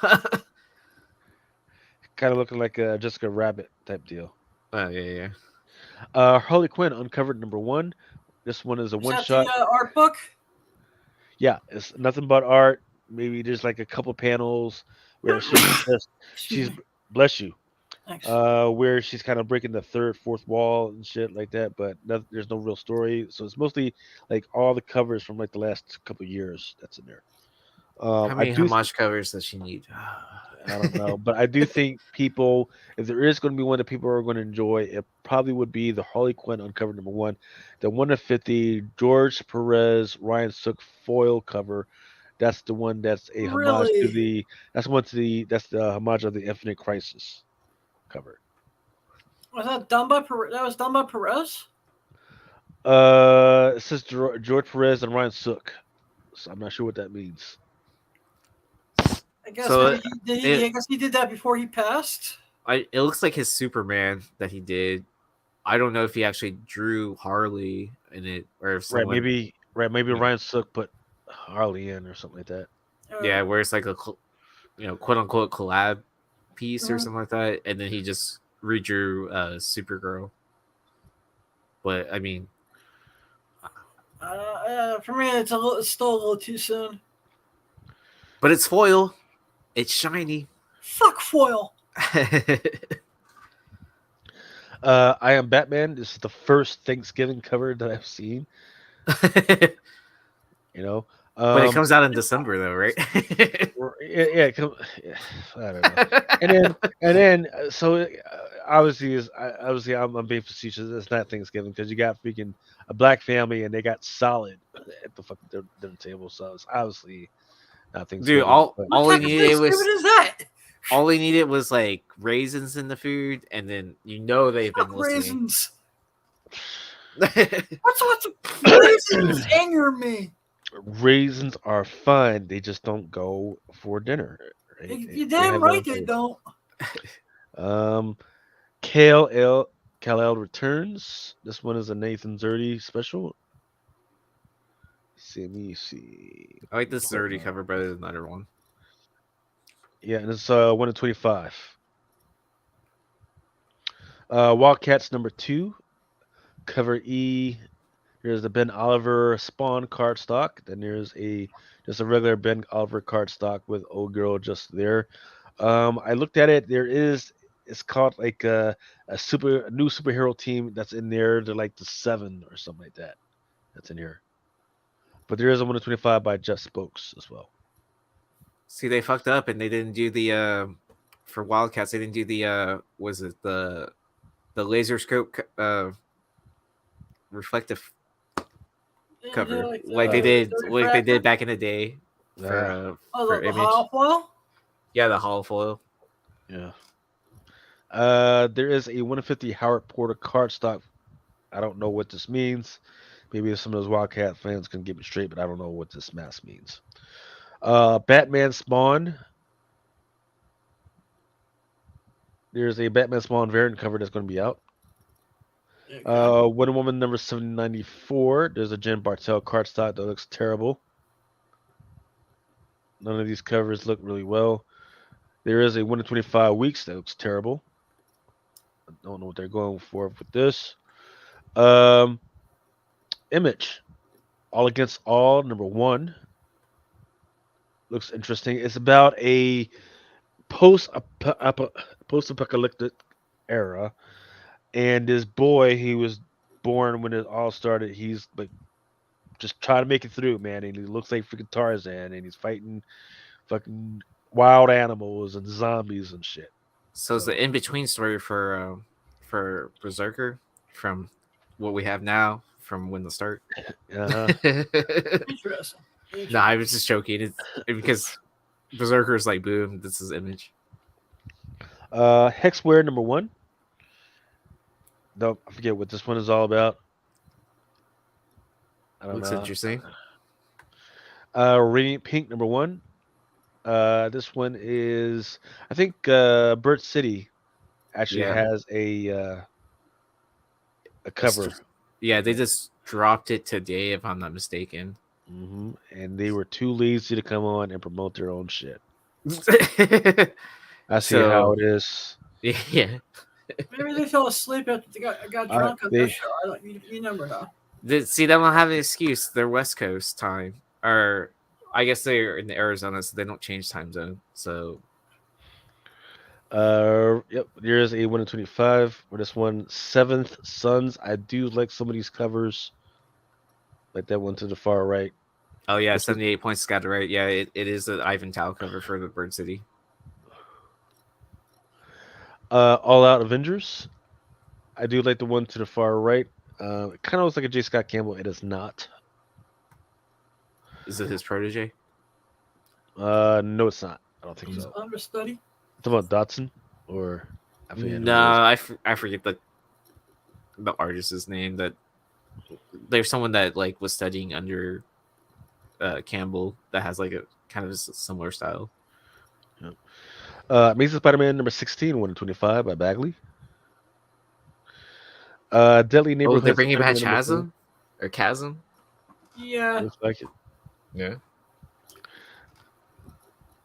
Deadly Neighborhood Spider-Man number 3. I do like both of these covers. Yep. Doctor Strange Fall Sunrise number 2. Looks like he's going back as Doctor Strange, I guess. I kind of like the middle one.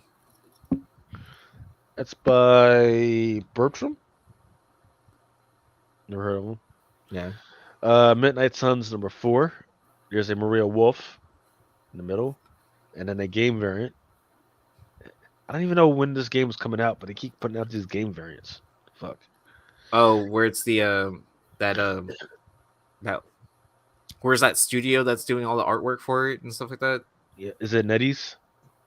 What game? Midnight Suns. Okay. Yeah, Nettie's. I want to say that sounds right. Yeah, Maria Wolf. That's a nice looking cover as well. Extreme X-Men number 2. There's a 1 in 10 design variant. There's a Nakayama demonized variant. There's a Momoko, but I think the one that people will actually love is that Extreme X-Men #2, that rug homage variant to the far right. I like the Nakayama.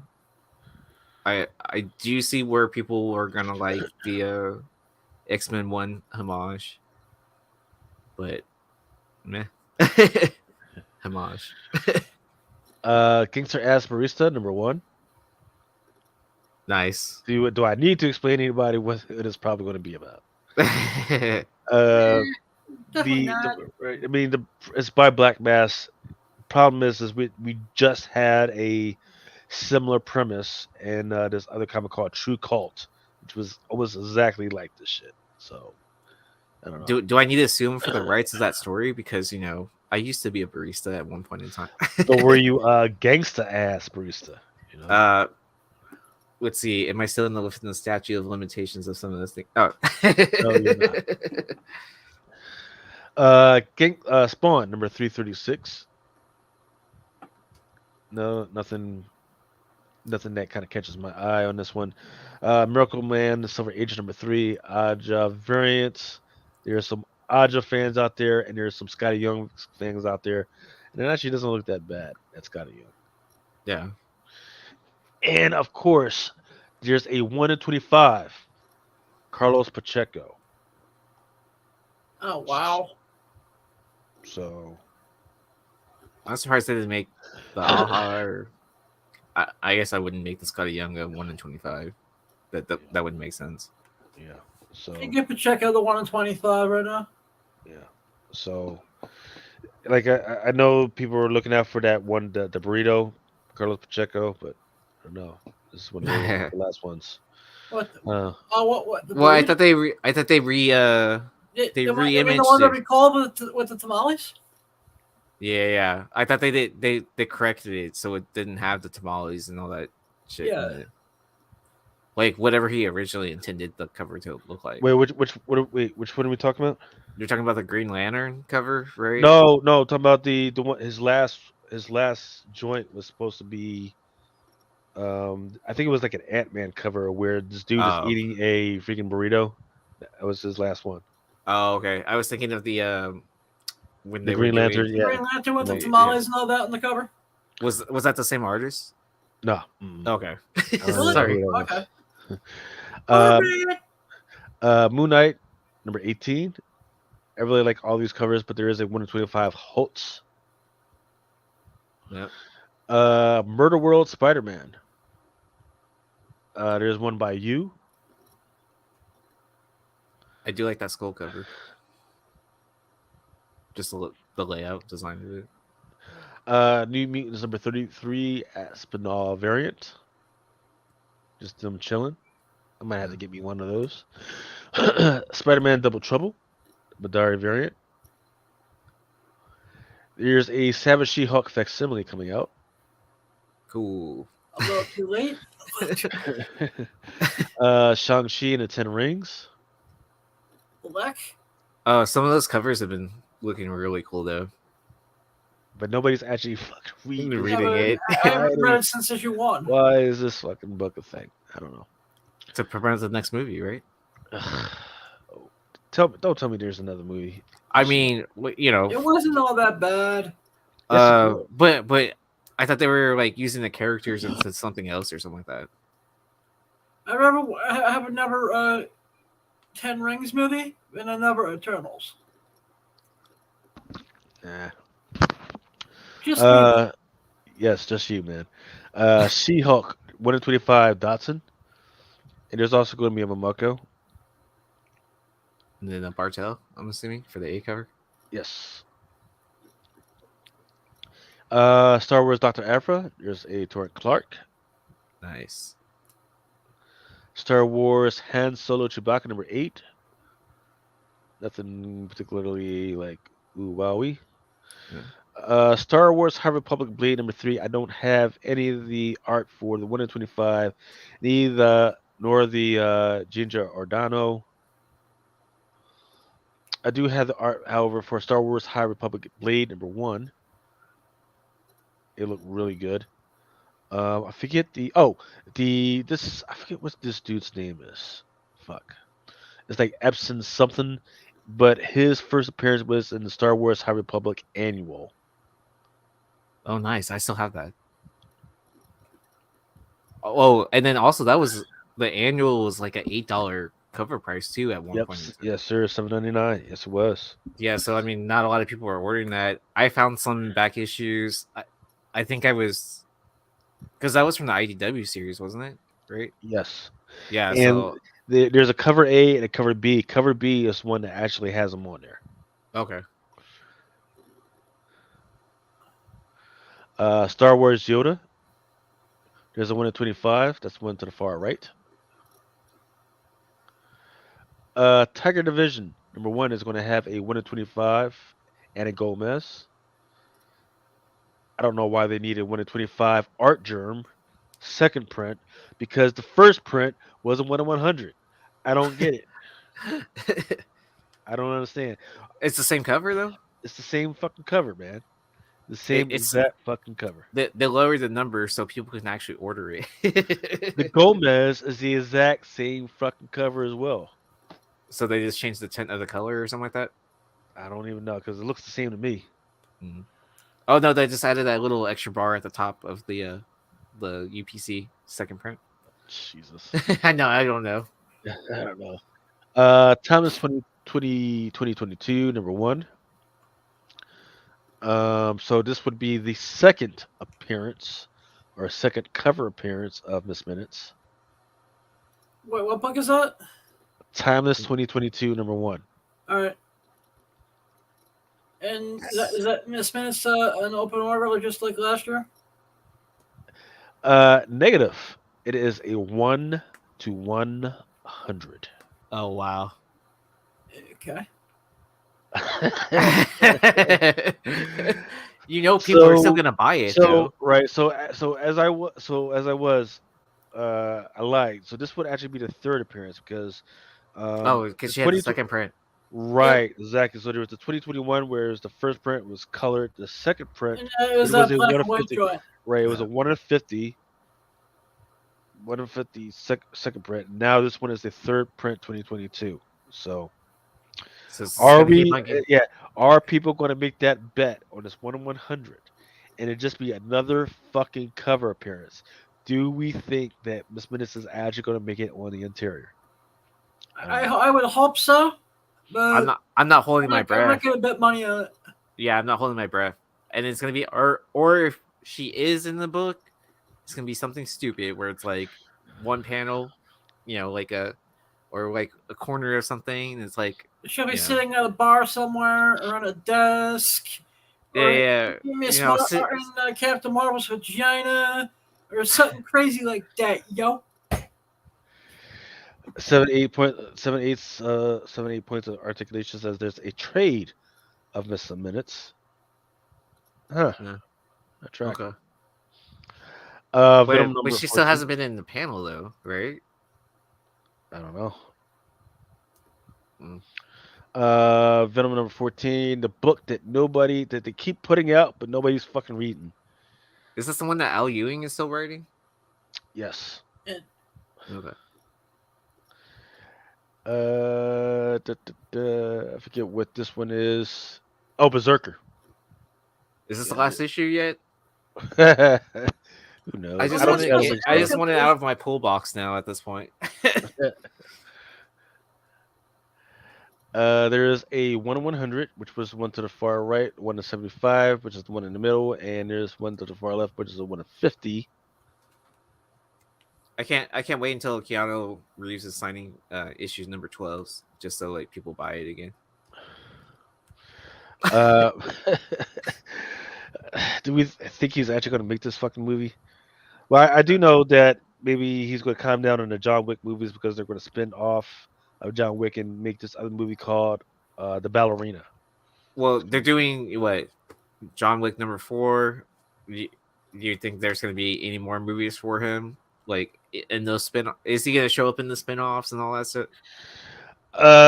No, because I know the other project that he has is going to be Constantine. That was the other one. Yeah. I forgot about that. Magic the Was there Gathering supposed to be like what, a Netflix series? or something like that. I forget. Yeah. I forget. I forget what this shit. This shit is supposed to be. Oh, Vicious Circle #1. Here's a 1 of 25, a 1 of 15, and a 1 of 10, and a Bermejo. That's out So is there this a somewhere. DC title then?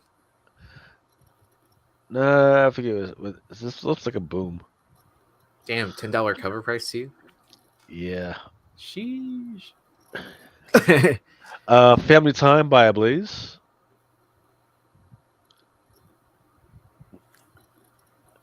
Boys Hero Gasm #1. That's your boy getting head right there on the cover. Testify. They should have released this like before this last season.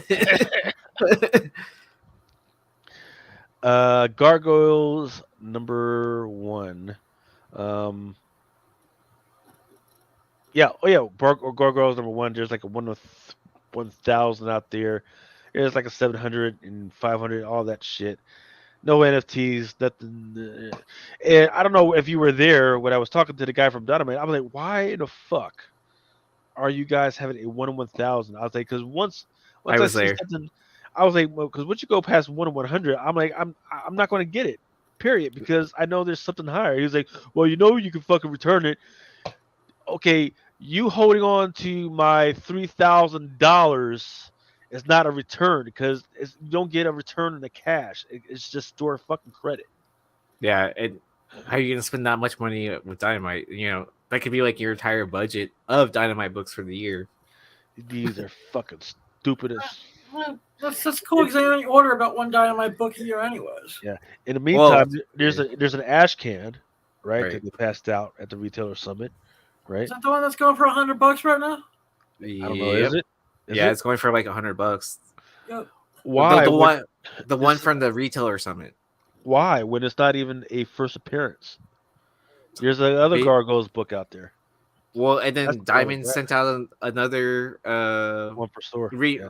one per store retailer summit, or not retailer summit, but Ashcan with the Nakayama cover. What's the difference from the one per store versus the one they handed out at the summit? Just so the one at the summit has a different front cover and a different back cover. Okay. Like so the back cover for the retailer summit says retailer summit on it, and the front cover, I believe, is the cover that's on the far left with the trade on top, which I think is the A cover, if I'm not mistaken. But it's hard to tell how many covers. Like it goes up to letter Z or ZI or something like that. DZ. Yes. Is it DZ? Is it how is that high? What the fuck is Dynamite thinking? So my- there's It's Dynamite, so they can print as many covers as they want.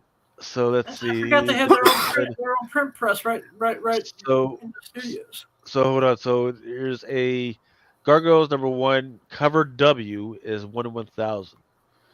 Cover X is a Nakayama Metal Premium. So that's the one. Those are the ones that are actually going to be few and far behind. Is like those Nakayama Metal Premiums. If you want one, let me know because I believe I can get those to you guys for $70. If I just you guys haven't paid $100 for that shit. And those are ones that you should probably get versus thinking about getting 1 in 1,000s or the ash cans or any of that other shit. If you're going to spend $100 on that shit. No, buy my ash can for $100 if you really want it.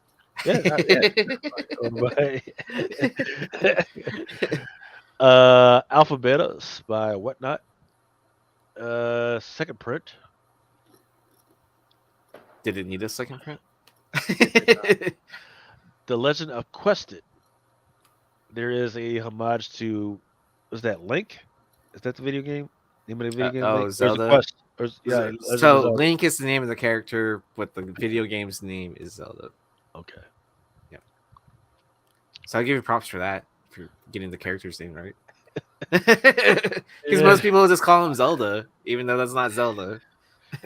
I was too busy freaking studying equations and shit at the fucking time, man. I'm like, Vampirella versus Red Sonja.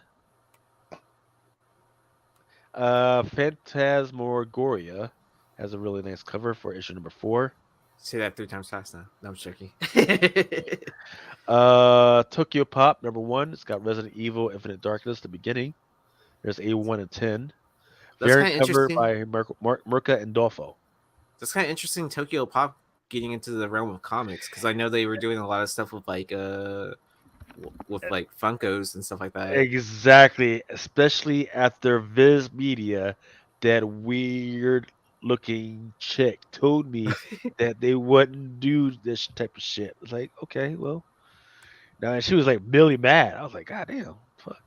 Um, Yeah, Maniac of New York, don't call it a comeback. There's a #1 is a 1 of 15. There's going to be a new Maniac of New York, and it looks like she's going to be female. this is Um, just like the third story line, isn't it? yes, sir. Yeah. I actually talked to some of the people from Aftershock, like this one main guy, and he gave me a rundown of like what's going on as far as IP licensing. He says we live right now kind of dead right now. Like, hey, they the IP for that, the option for that, dead. Right, there's nothing happening with that right now. Maniac, and there's a couple of other ones. I need to freaking go back through my notes, but there's some. Oh, yeah, Arc. Arc, they're going to do something with Arc. They're still negotiating for that one and a couple of other ones. But some of the other ones that were said yes are now freaking dead right now. Damn, I should have bought that metal one that they had in Baltimore then for Maniac in New York. Oh, they had a metal one. I didn't know. Yeah, on the con floor. Uh, Xenoscope has Grim Fairy Tales #67 that burns. Then there is the Grim Spotlight, Red Agent Friendly cover C by Abo Dunza by Val. Then there's a Tales of Terror Quarterly 2022, the Christmas Special Edition by Garvey. That's it for the FOC. Now, quickly, we're going to go through the ones that are coming soon this week, this Wednesday. Miss Meow. All right, let's Uh, see if it's worth comic book hunting on Wednesday. I I don't don't have to know, man. work that day. Yeah, we'll see. Miss Meow #2, second print. Then Miss Meow #1, third print. The Catwoman #49, Sosa Micah actually looks pretty good. That's Punchline versus Catwoman. Nice. And then there's a 1 of 25 by Tula Lote, which is okay, but it's getting kind of stale because it's Catwoman over and over again in the same position. Yeah. Batman Superman World's Finest #9. It's got a '90s cover, and a 1 of 25 by Steve Beach, and a 1 of 50 by Afua Richardson. Deceased War of the Undead Gods #4. I do like that 1 of 50 Sun Kamanaki, but I think I'll wait until the prices go down a little bit. Yeah, and the story's really good on that too. Why are they Uh, homaging X-Men 1? oh yeah, the 1/100 Damora homage. Yeah. Oh wow, they're doing the gatefold thing too as well. Oh my god! All right. No, Batman One Bad Day, Mr. Freeze 1 of 25. you recommended this as a good read, right? I don't can't. remember if this was the one. There was Okay. there was one of those that was a One Bad Day that was pretty good. I don't remember if this was it. Okay. I don't remember. The best one out of all of them so far was the Penguin. Right. But just remember that at the end of all these One Bad Days, what you're going to want to keep an eye out for is the retailers that bought at least 25 of those, because they're going to get a special comic book, or the ability to buy a special comic book that is only available to the retailers that bought 25 of each of the One Bad Days. DC versus Vampires All Out War. There's a Leslie Lurie, Open Order, and 125 Stokoe. I like this Nightwing #98. There's a little mini Nightwing. It's on a 1 of 25 Dan Hip. Oh, it has like that Teen Titan Go kind of look to it. Yeah, it does. I hate Fairyland #1. You know, our friends over at Bird City, they did have their own cover. But in the meantime, the open order for the art germ sold out at this time. Also, the cover F for the Madeira, as well as the cover G Frism, right? So remember, so the first appearance of this chick from I Hate Fairyland was issue number one, but this is the first appearance of. Actually, I don't know. Is this the first appearance of her all grown up? I don't know. I don't think so. But maybe the first cover appearance, maybe. It might Well, be I the first mean, this cover whole appearance of series Marvel. is of her in her 20s now instead of, you know, versus the first series. You know, so this is a new iteration of her, I guess. Right. I don't know if they aged her up in the previous. I didn't read that far into the What series, the? so I thought so. This might be the first teenage appearance, I guess you could say, Mm. right? I should probably read this at some point, but my pile keeps getting larger and larger. Well, I thought they canceled the Art Germ cover. Well, it's still being solicited through. No, it was another I think cover. it was the art It- term cover that cancels for the one that was on the shop. no, Um, there was another cover. There was another cover that was too salacious. I forget who the artist was, but it was not Archer. It was another it was another artist. uh, Yeah, it was another artist that looked too close to Archer.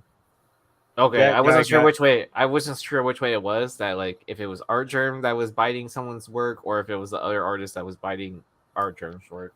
right. Yeah, it was another artist, and I think Bird City showed it to us. It was like it was same position, but the art Well, was no, it was like, you know, you see her in this position, and then the other one was like a mirror image of that or something like that. right. But the Yeah. other one looked better actually. Which kind of sucked. uh, Keen Spot has Kid Slapshot versus Major Extreme, a Frank Miller homage by cover E by Putchak.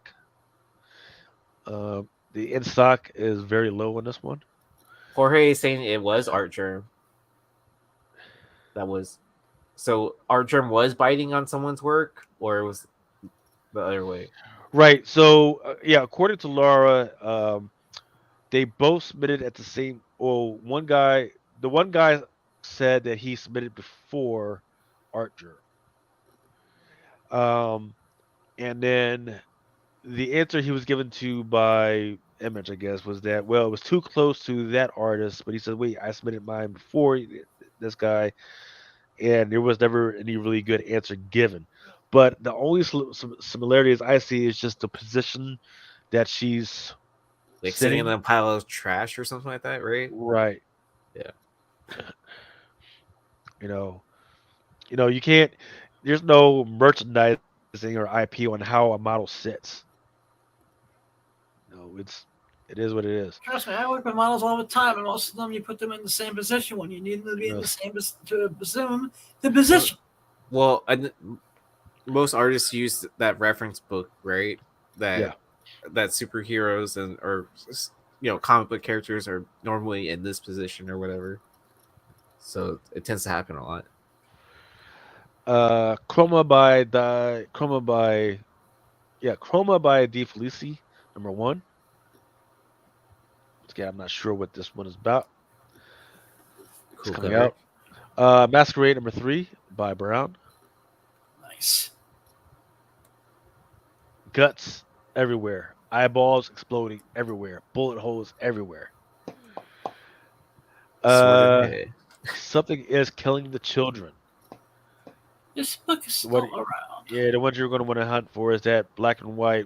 I think it's a 1 in 50 by Frizen. I actually do like that Frism cover, and then highlighting Cutter. Sir. All right, that is it. Thank you everybody for staying up with us till 4:30 in the morning. Adam, when's the next time everybody's going to see you? You'll see me Monday at 6:30 on Whatnot, and then back at Awesome Sauce Radio Tuesday at 9, and then again Wednesday at 8. All right, Aaron, how about you, brother? Oh man, so busy week. Let's see.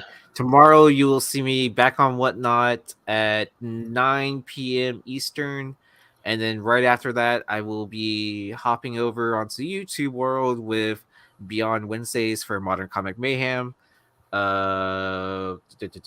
Next time, and then after that, you will see me on Thursday on Near Nirvana for Long Story Short, and then right back to the start of the week with Drunken Chat. Nice.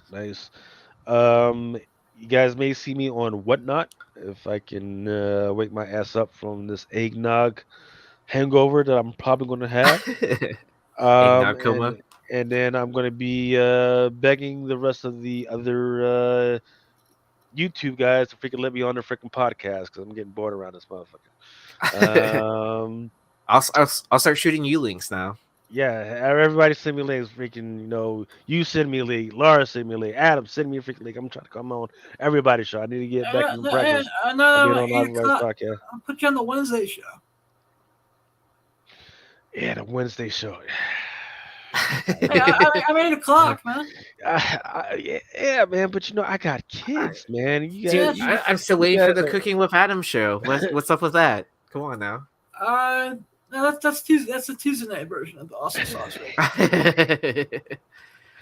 And then by this time next year, you can have your awesome sauce as an awesome sauce cooking sauce that people actually will buy for the holidays. That sounds like a cool idea.